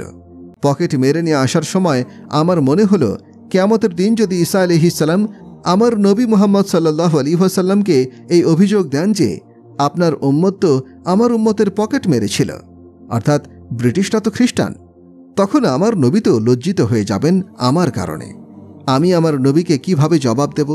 এই ভেবে আমি গিয়ে সেই রুপিয়াগুলো তাকে ফিরিয়ে দিলাম। এরপর এই 2 রুপিয়া অন্য জায়গা থেকে নিয়ে এসে আপনাকে দিলাম। এটা শুনে সেই গুরু তাকে 10 রুপিয়া দিয়ে বলল, তুই খুব ভালো কাজ করেছিস, এটা তোর পুরস্কার।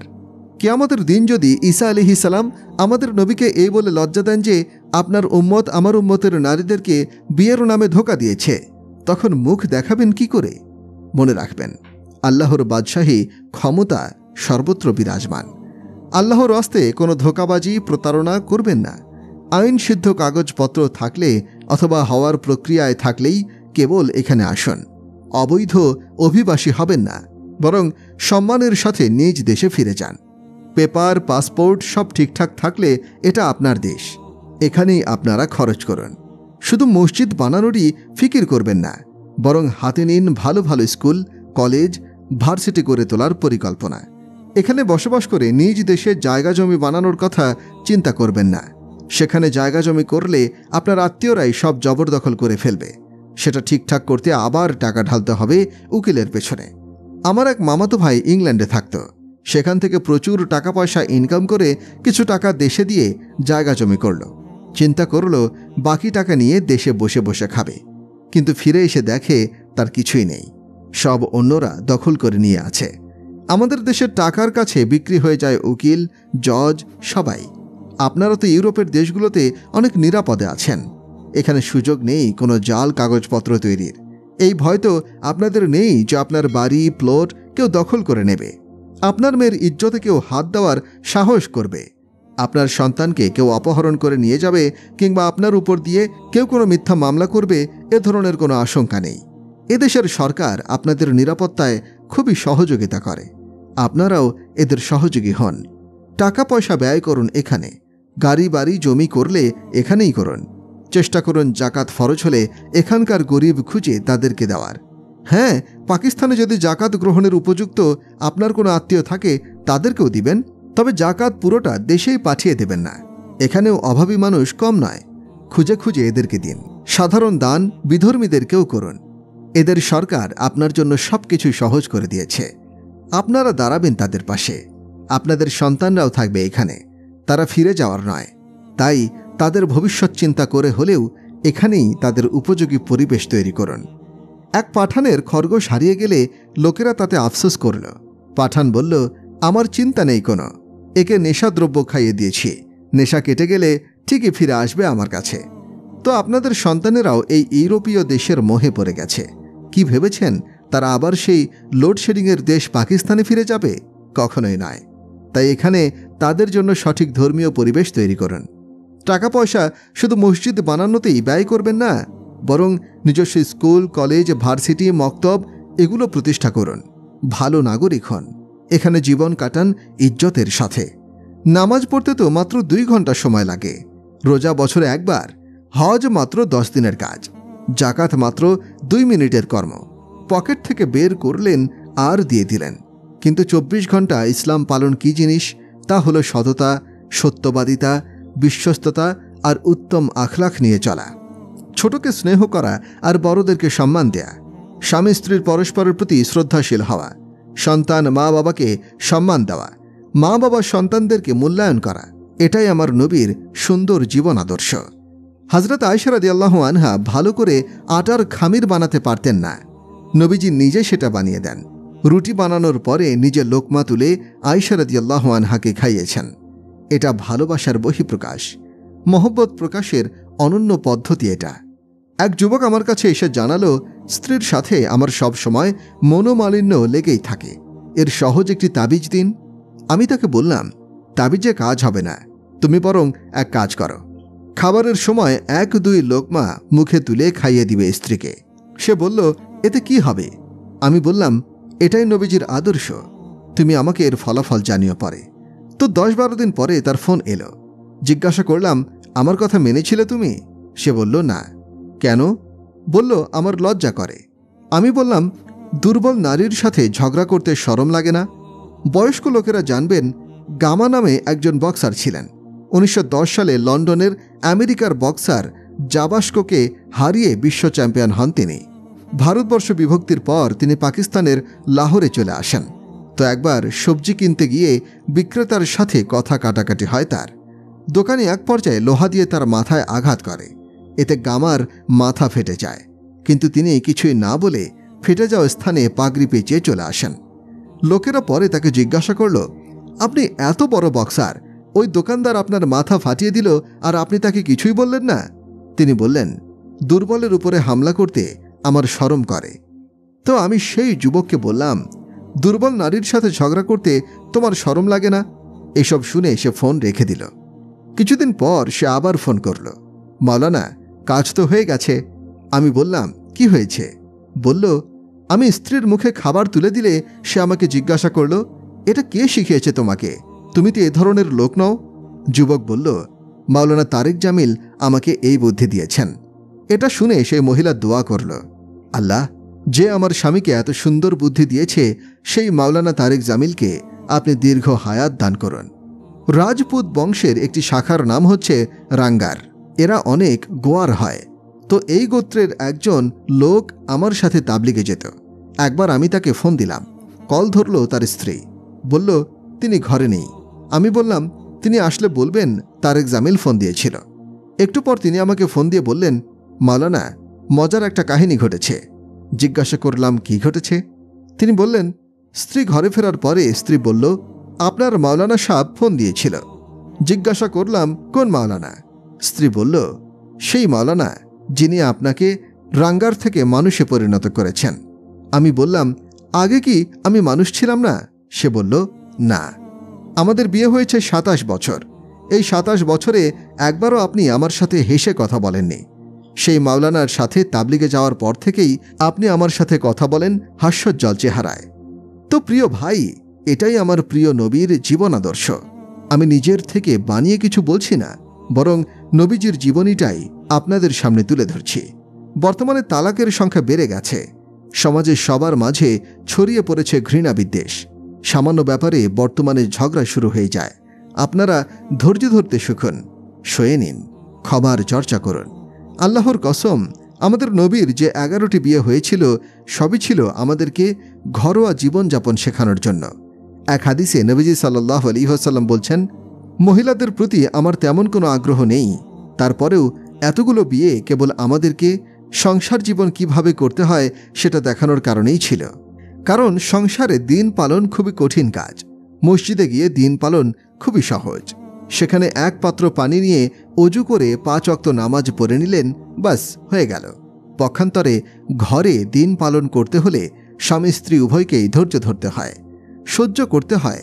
এটা খুবই কঠিন, তবে এটা পারলে আপনি সফল। দাম্পত্য সম্পর্কের উপরই রচিত হয় ভবিষ্যৎ সন্তানদের ভিত্তি। পাকিস্তানের এক যুবক আমাকে এসে বলল, পাকিস্তানের এক যুবক আমার কাছে আসলো। লেখাপড়ায় সেই প্রত্যেক ক্লাসেই নাম্বার 1 হতো। সে আমাকে জানালো, মাওলানা, আমি দুইবার আত্মহত্যার চেষ্টা করেছি। জিজ্ঞাসা করলাম, কি কারণে? সে বলল, আমার মা বাবা সবসময় ঝগড়া বিবাদ করতে থাকে। তাদের এই ঝগড়াতে হতাশায় ভুগে আত্মহত্যার পথে পা বাড়িয়েছিলাম আমি। হায়াত আছে বলেই আল্লাহ তাআলা আমাকে বাঁচিয়েছিলেন। পরিবারের শান্তি চাইলে আমাদের সবাইকে নববী আখলাখ অর্জন করতে হবে, এর কোনো বিকল্প নেই। দেখুন, নবীজি সাল্লাল্লাহু আলাইহি ওয়াসাল্লাম 25 বছর বয়সে 40 বছরের বিধবা খাদিজাকে বিয়ে করেন। তার সাথে 25 বছর সংসার করেন। ওনার মৃত্যুর পরে জীবনের পরন্ত বেলায় গিয়ে আরও 10টি বিয়ে করেন। সবগুলোই ছিল আসলে আমাদের সাংসারিক জীবন শেখানোর জন্য।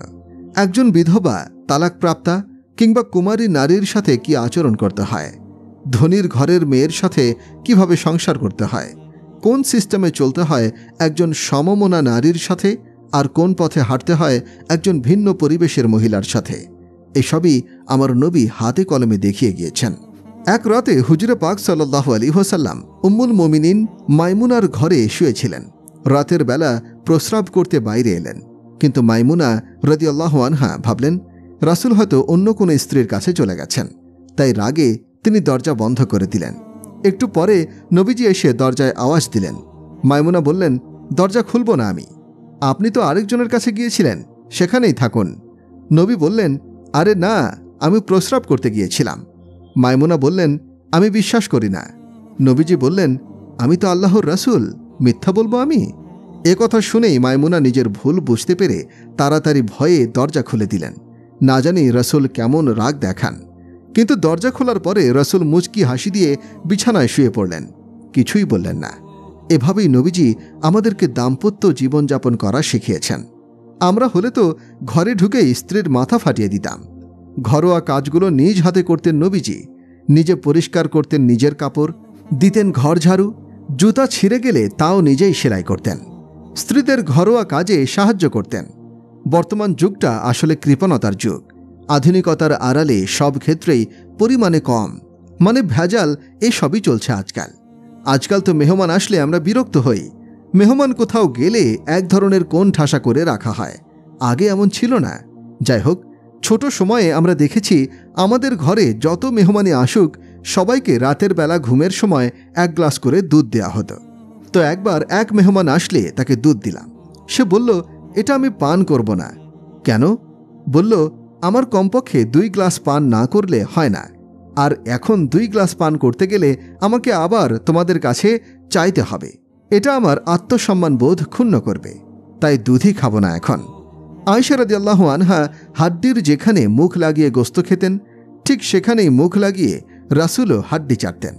গ্লাসের যেদিকে মুখ লাগিয়ে আয়েশা পানি পান করতেন, ঠিক সেই জায়গাতেই মুখ লাগিয়ে নবীজিও পান করতেন। আর এগুলো নবীজি তাকে দেখিয়ে দেখিয়ে করতেন। আল্লাহর কসম, এই সবই ছিল আমাদেরকে শেখানোর জন্য। এভাবেই রাসূল সাল্লাল্লাহু আলাইহি ওয়াসাল্লাম স্ত্রীর প্রতি ভালোবাসার বহিঃপ্রকাশ শিখিয়ে গিয়েছেন। এক জিহাদ থেকে ফেরার সময় আয়েশা রাদিয়াল্লাহু আনহা রাসূলুল্লাহ সাল্লাল্লাহু আলাইহি ওয়াসাল্লামের সঙ্গেই ছিলেন। তখন তিনি কিশোরী। রাসূলুল্লাহ সাল্লাল্লাহু আলাইহি ওয়াসাল্লাম সঙ্গীদেরকে বললেন, তোমরা এগিয়ে যাও। অতঃপর আয়েশা রাদিয়াল্লাহু আনহাকে বললেন, এসো দৌড় প্রতিযোগিতা করি। আয়েশা রাদিয়াল্লাহু আনহা বলেন, আমি তার সঙ্গে দৌড় প্রতিযোগিতা করলাম এবং দৌড়ে এগিয়ে গেলাম।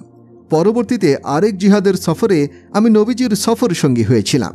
সে সময় মুটিয়ে গিয়েছিলাম আমি। তো সেই সময় নবীজি আমার দৌড় প্রতিযোগিতার প্রস্তাব করলেন। আমি তার সাথে প্রতিযোগিতা করলাম, কিন্তু হেরে গেলাম। তখন নবীজি বললেন, এটা সেই আগের বারের হারের প্রতিশোধ। তুমি আর আমি এখন বরাবর। দেখুন, এখানে কিন্তু আয়েশা রাদিয়াল্লাহু আনহা বলেননি দৌড় প্রতিযোগিতার কথা, বরং রাসূলই নিজ থেকে বলেছিলেন। ভাই, এটাই ছিল নবীজির আদর্শ জীবন। বর্তমানে মওলানারা কি নিজ স্ত্রীর সাথে করবেন এরকম দৌড় প্রতিযোগিতা? তারা তো বলবেন, আমরা তো হুজুর, আমরা কিভাবে দৌড়াদৌড়ি করব? অথচ নবীর মতো এত বিশাল মহামানবও স্ত্রীর সাথে এ ধরনের আনন্দ মজা করেছেন। এক জিহাদের সফরে হযরত আয়েশা রাদিয়াল্লাহু আনহা নবীজির সাথেই ছিলেন। তো তিনি উঠে চলে গেছেন। পরে দেখেন গলায় হার নেই। তিনি বলেন, হে আল্লাহর রাসূল, আমি তো যাব না, আমার হার আগে খোঁজার ব্যবস্থা করুন। নবীজি তখন তার হার খুঁজতে পুরো বাহিনীকে নির্দেশ দিলেন। রসুল কিন্তু এটা বলেননি জিহাদে আছে এখন, তোমার এ সমস্ত নখরা দেখার টাইম নেই। বরং তিনি বললেন, সবাই যাও, হার খুঁজে নিয়ে আসো। রাসূল কিন্তু তখনও কোনো আনন্দ ভ্রমণে বের হননি, বরং জিহাদের সফরে ছিলেন। অথচ সে অবস্থাতেও বলছেন, আগে আয়েশার হার খুঁজে নিয়ে আসো।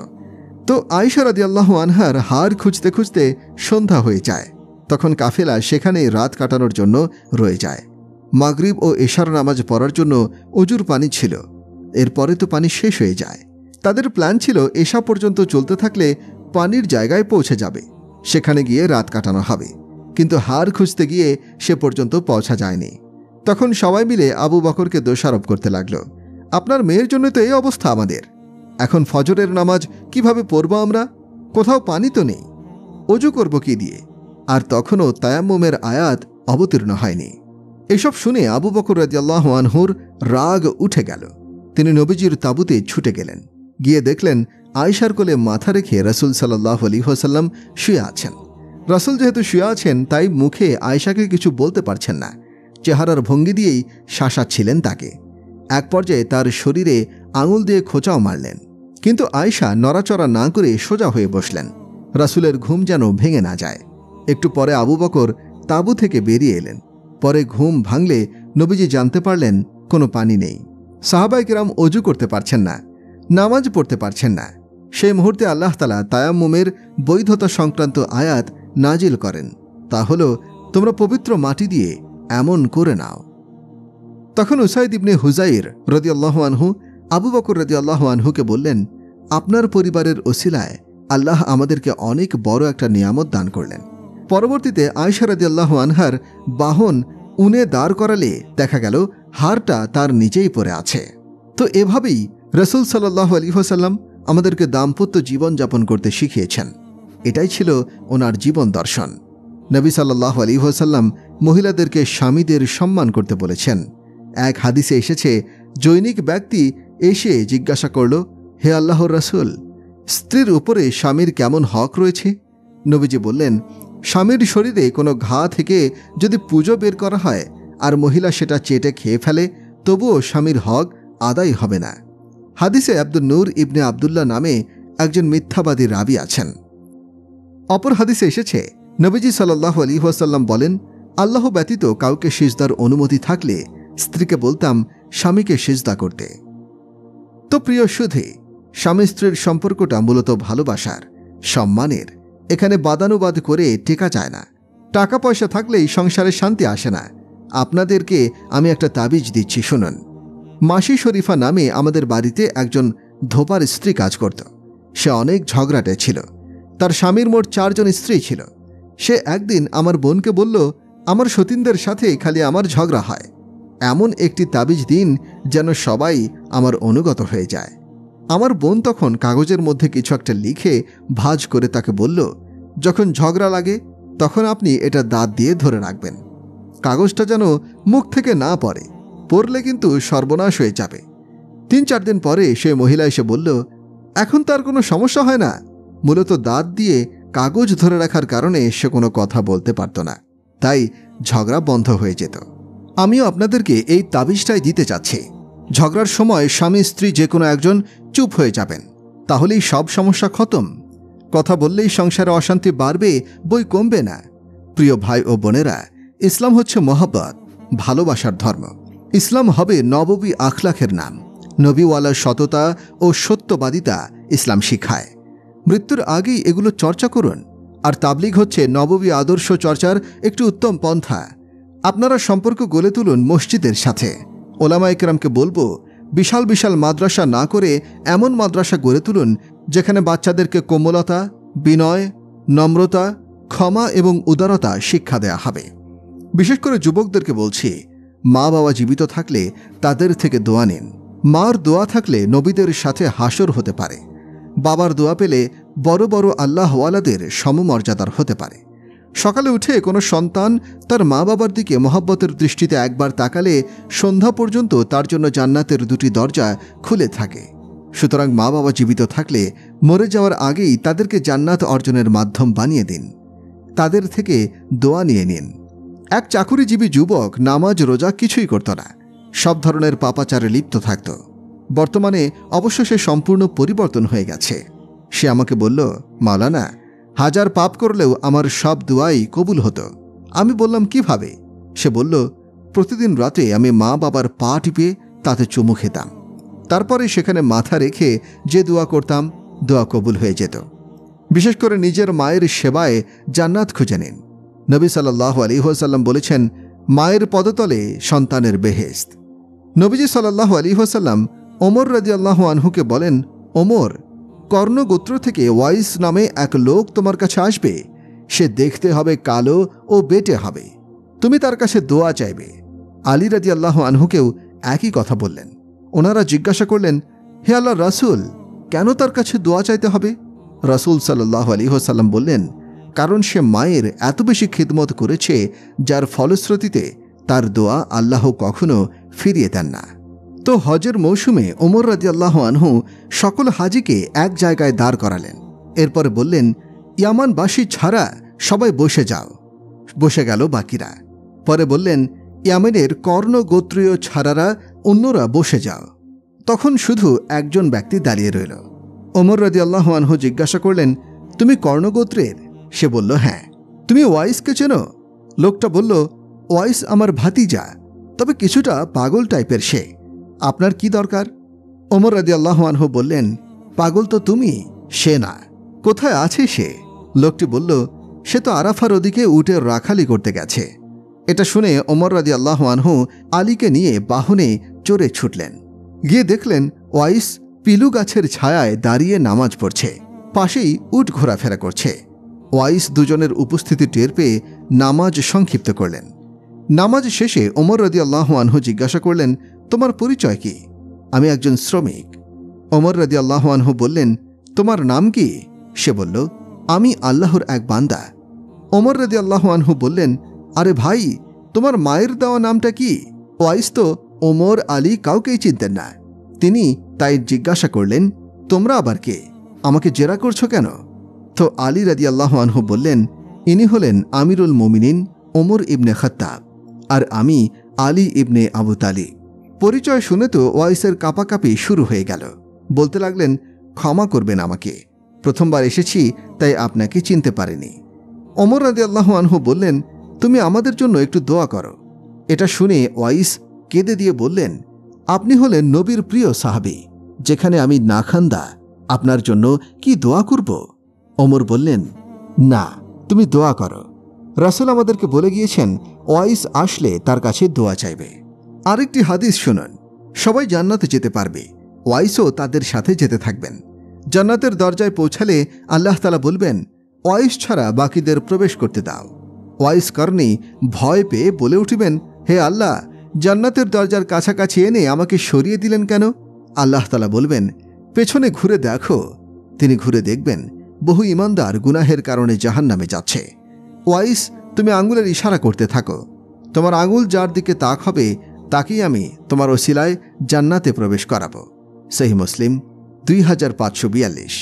ওয়াইস রহমতুল্লাহ আলাইহি এই মাকাম কিন্তু তাহাজ্জুদ, জিহাদ, ইলম, নামাজ, রোজা, জাকাত, হজ, তাবলিগ কিংবা দান খয়রাতের কারণে পাননি।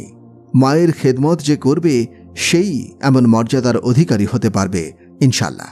ভাইরা আমার, টাকা পয়সা আর ধন সম্পদ কিছুই না, বরং জীবনটাকে নববী রঙে সাজিয়ে তুলুন। আর মা বাবা জীবিত থাকলে তাদের থেকে দোয়া নিন বেশি বেশি। মা বাবাকেও বলি, সন্তানদেরকে মোহাব্বত করুন, ভালোবাসুন। ছেলে আর ছেলের বউয়ের সম্পর্কের মধ্যে অনাকাঙ্ক্ষিত দখল দিতে যাবেন না।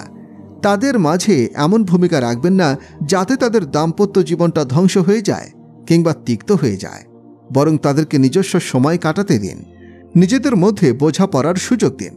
তবে তারা যদি পরস্পর কোনো জায়গায় জড়িয়ে যায়, তখন তাদের মধ্যে মীমাংসার ভূমিকায় দাঁড়ান আপনি। বর্তমানে বউ শাশুড়ির সম্পর্কটা সাপে নেউলের সম্পর্কে পরিণত হয়েছে, অথচ এটা খুবই সুন্দর একটা সম্পর্ক হওয়ার কথা ছিল। বউ হয়ে আসা মেয়েটা যদি শ্বশুর শাশুড়িকে নিজের মা বাবার মতোই মনে করে, অপরদিকে ছেলের মা বাবাও যদি বউকে নিজের মেয়ের মতো ভাবে, তাহলে সংসারটা স্বর্গ হয়ে উঠবে। কিন্তু আমাদের সমাজের বউ শাশুড়ি শুধু একে অপরের ত্রুটি খুঁজে বেড়ায়, কোনো ত্রুটি পেলে সেটা নিয়েই কথা শোনায়, অপমান করে। ফলে অধিকাংশ সংসারেই অশান্তির আগুন দাউ দাউ করে চলছে। আপনি যদি মা বাবা হয়ে থাকেন, তাহলে সন্তানের জীবনে অনাকাঙ্ক্ষিত হস্তক্ষেপ করতে যাবেন না। খেয়াল করবেন, বড় বৃক্ষের ছায়ায় কিন্তু অন্য কোনো গাছ বড় হতে পারে না। তাই সন্তান বড় হলে তাকে আপনার একটু আলাদা স্বাধীনতা দিতে হবে, সুযোগ দিতে হবে। আপনি দূর থেকে তাদের জন্য দোয়া করতে থাকুন। তবে সন্তান ও তার বউয়ের মাঝে কোনো সমস্যা হলে সেখানে আপনি মীমাংসা করে দিবেন। নবী সাল্লাল্লাহু আলাইহি ওয়াসাল্লাম একবার ফাতেমা রাদিয়াল্লাহু আনহার ঘরে গিয়ে দেখলেন তিনি মন উদাস করে বসে আছেন। জিজ্ঞাসা করেন, মা, কি হয়েছে? বললেন, আলীর সাথে ঝগড়া হয়েছে। জিজ্ঞাসা করলেন, আলী কোথায়? ফাতেমা বললেন, বাইরে গেছে। নবীজি খুঁজে মসজিদ থেকে তাকে ঘরে নিয়ে আসলেন।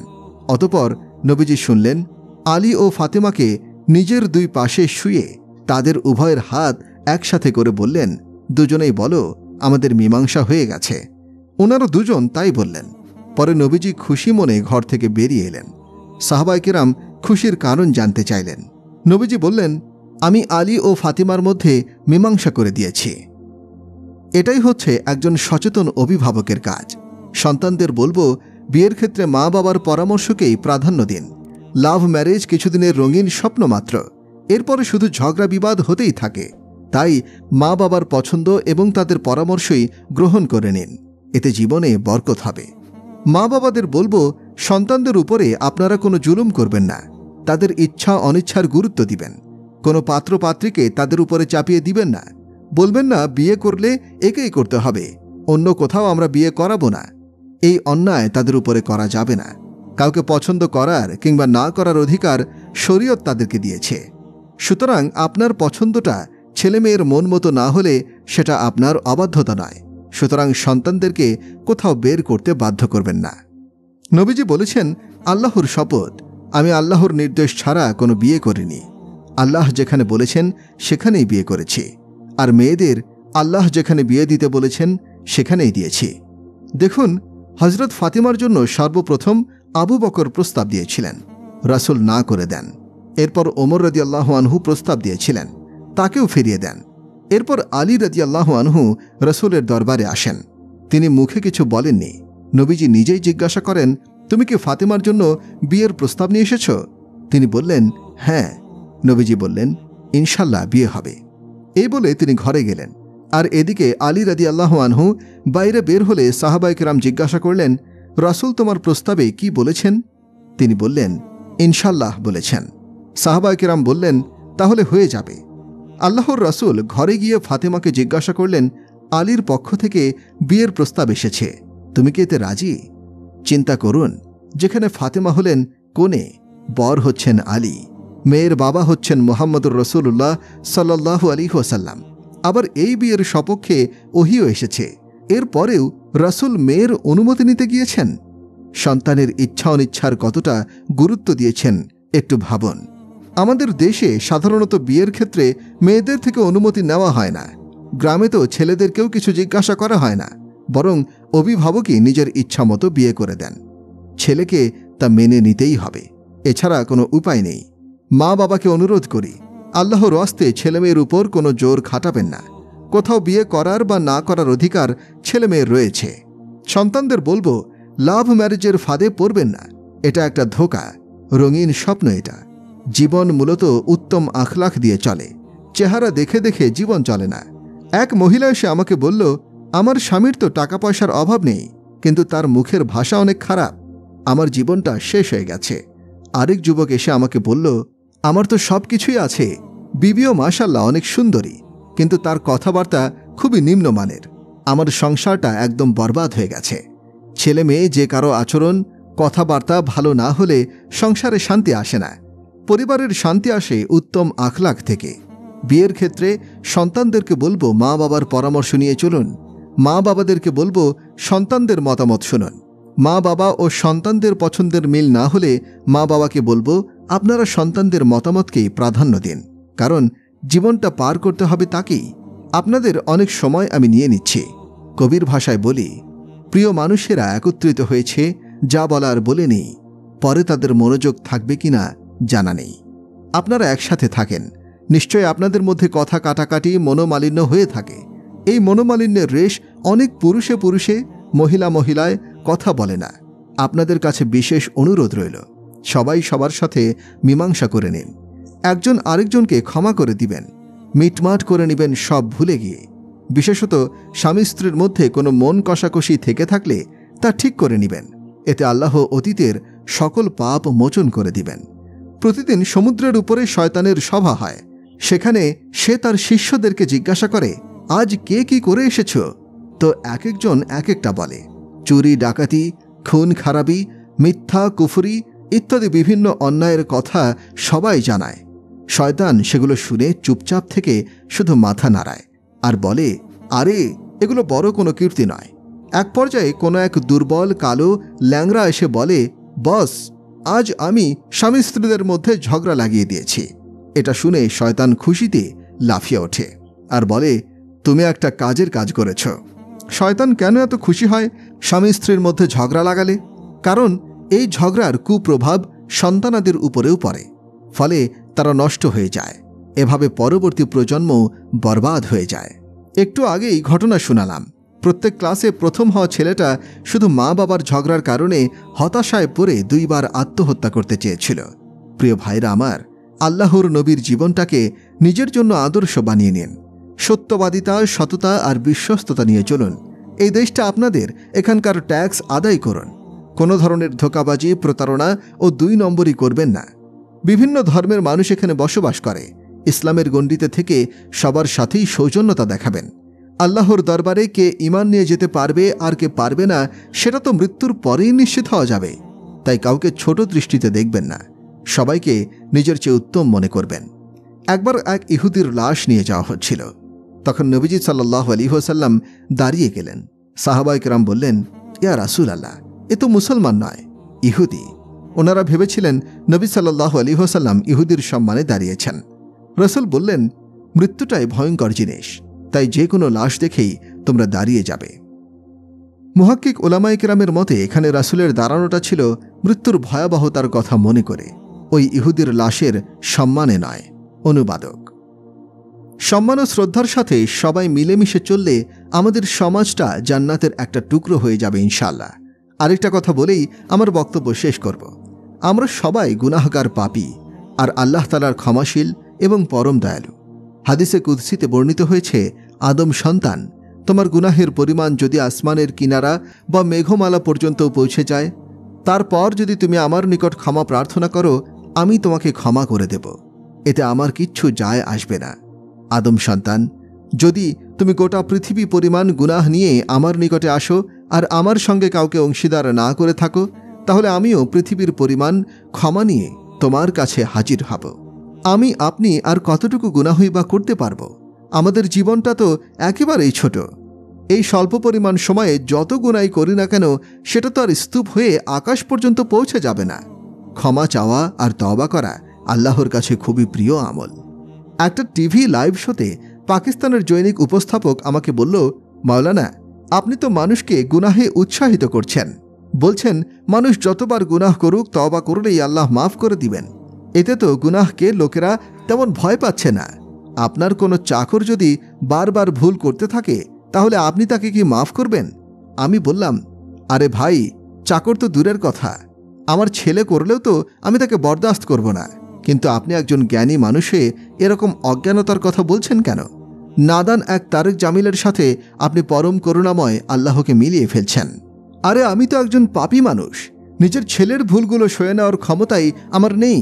কিন্তু আল্লাহ তো আল্লাহই, পুরো দুনিয়া পরিমাণ গুনাহ করে একবার মাত্র তওবা করলেই তিনি সকল গুনাহ মাফ করে দেন। ক্ষমা করা তার কাছে সবচেয়ে প্রিয় জিনিস। অনুতপ্ত পাপীর অনুতাপাশ্রু আল্লাহর কাছে ইবাদতকারীর সিজদা এবং অন্যান্য ইবাদত থেকেও বেশি প্রিয়। ভাইয়েরা, এখন তওবা করে নিন, আল্লাহ মাফ করে দেবেন। এরপর কোনো পাপ হয়ে গেলে আবার তওবা করবেন। এভাবে মৃত্যু অবধি তওবা করতে থাকলে ইনশাআল্লাহ আশা করা যায় আল্লাহ তাআলা আমাদেরকে হিসাব সহজ করে দেবেন, মুক্তি দেবেন। প্রিয় দর্শক শ্রোতা, এমন সব মনোমুগ্ধকর ঘটনা ও ইহকাল থেকে পরকাল পর্যন্ত বিস্তারিত ইসলামিক বিষয় নিয়ে আলোচনা করা হয় আমাদের চ্যানেলে। আপনি যদি আমাদের চ্যানেলে নতুন হয়ে থাকেন, তাহলে অবশ্যই সাবস্ক্রাইব করবেন। আজকে এ পর্যন্তই। পরবর্তী ভিডিও দেখার জন্য আমন্ত্রণ রইল। ধন্যবাদ।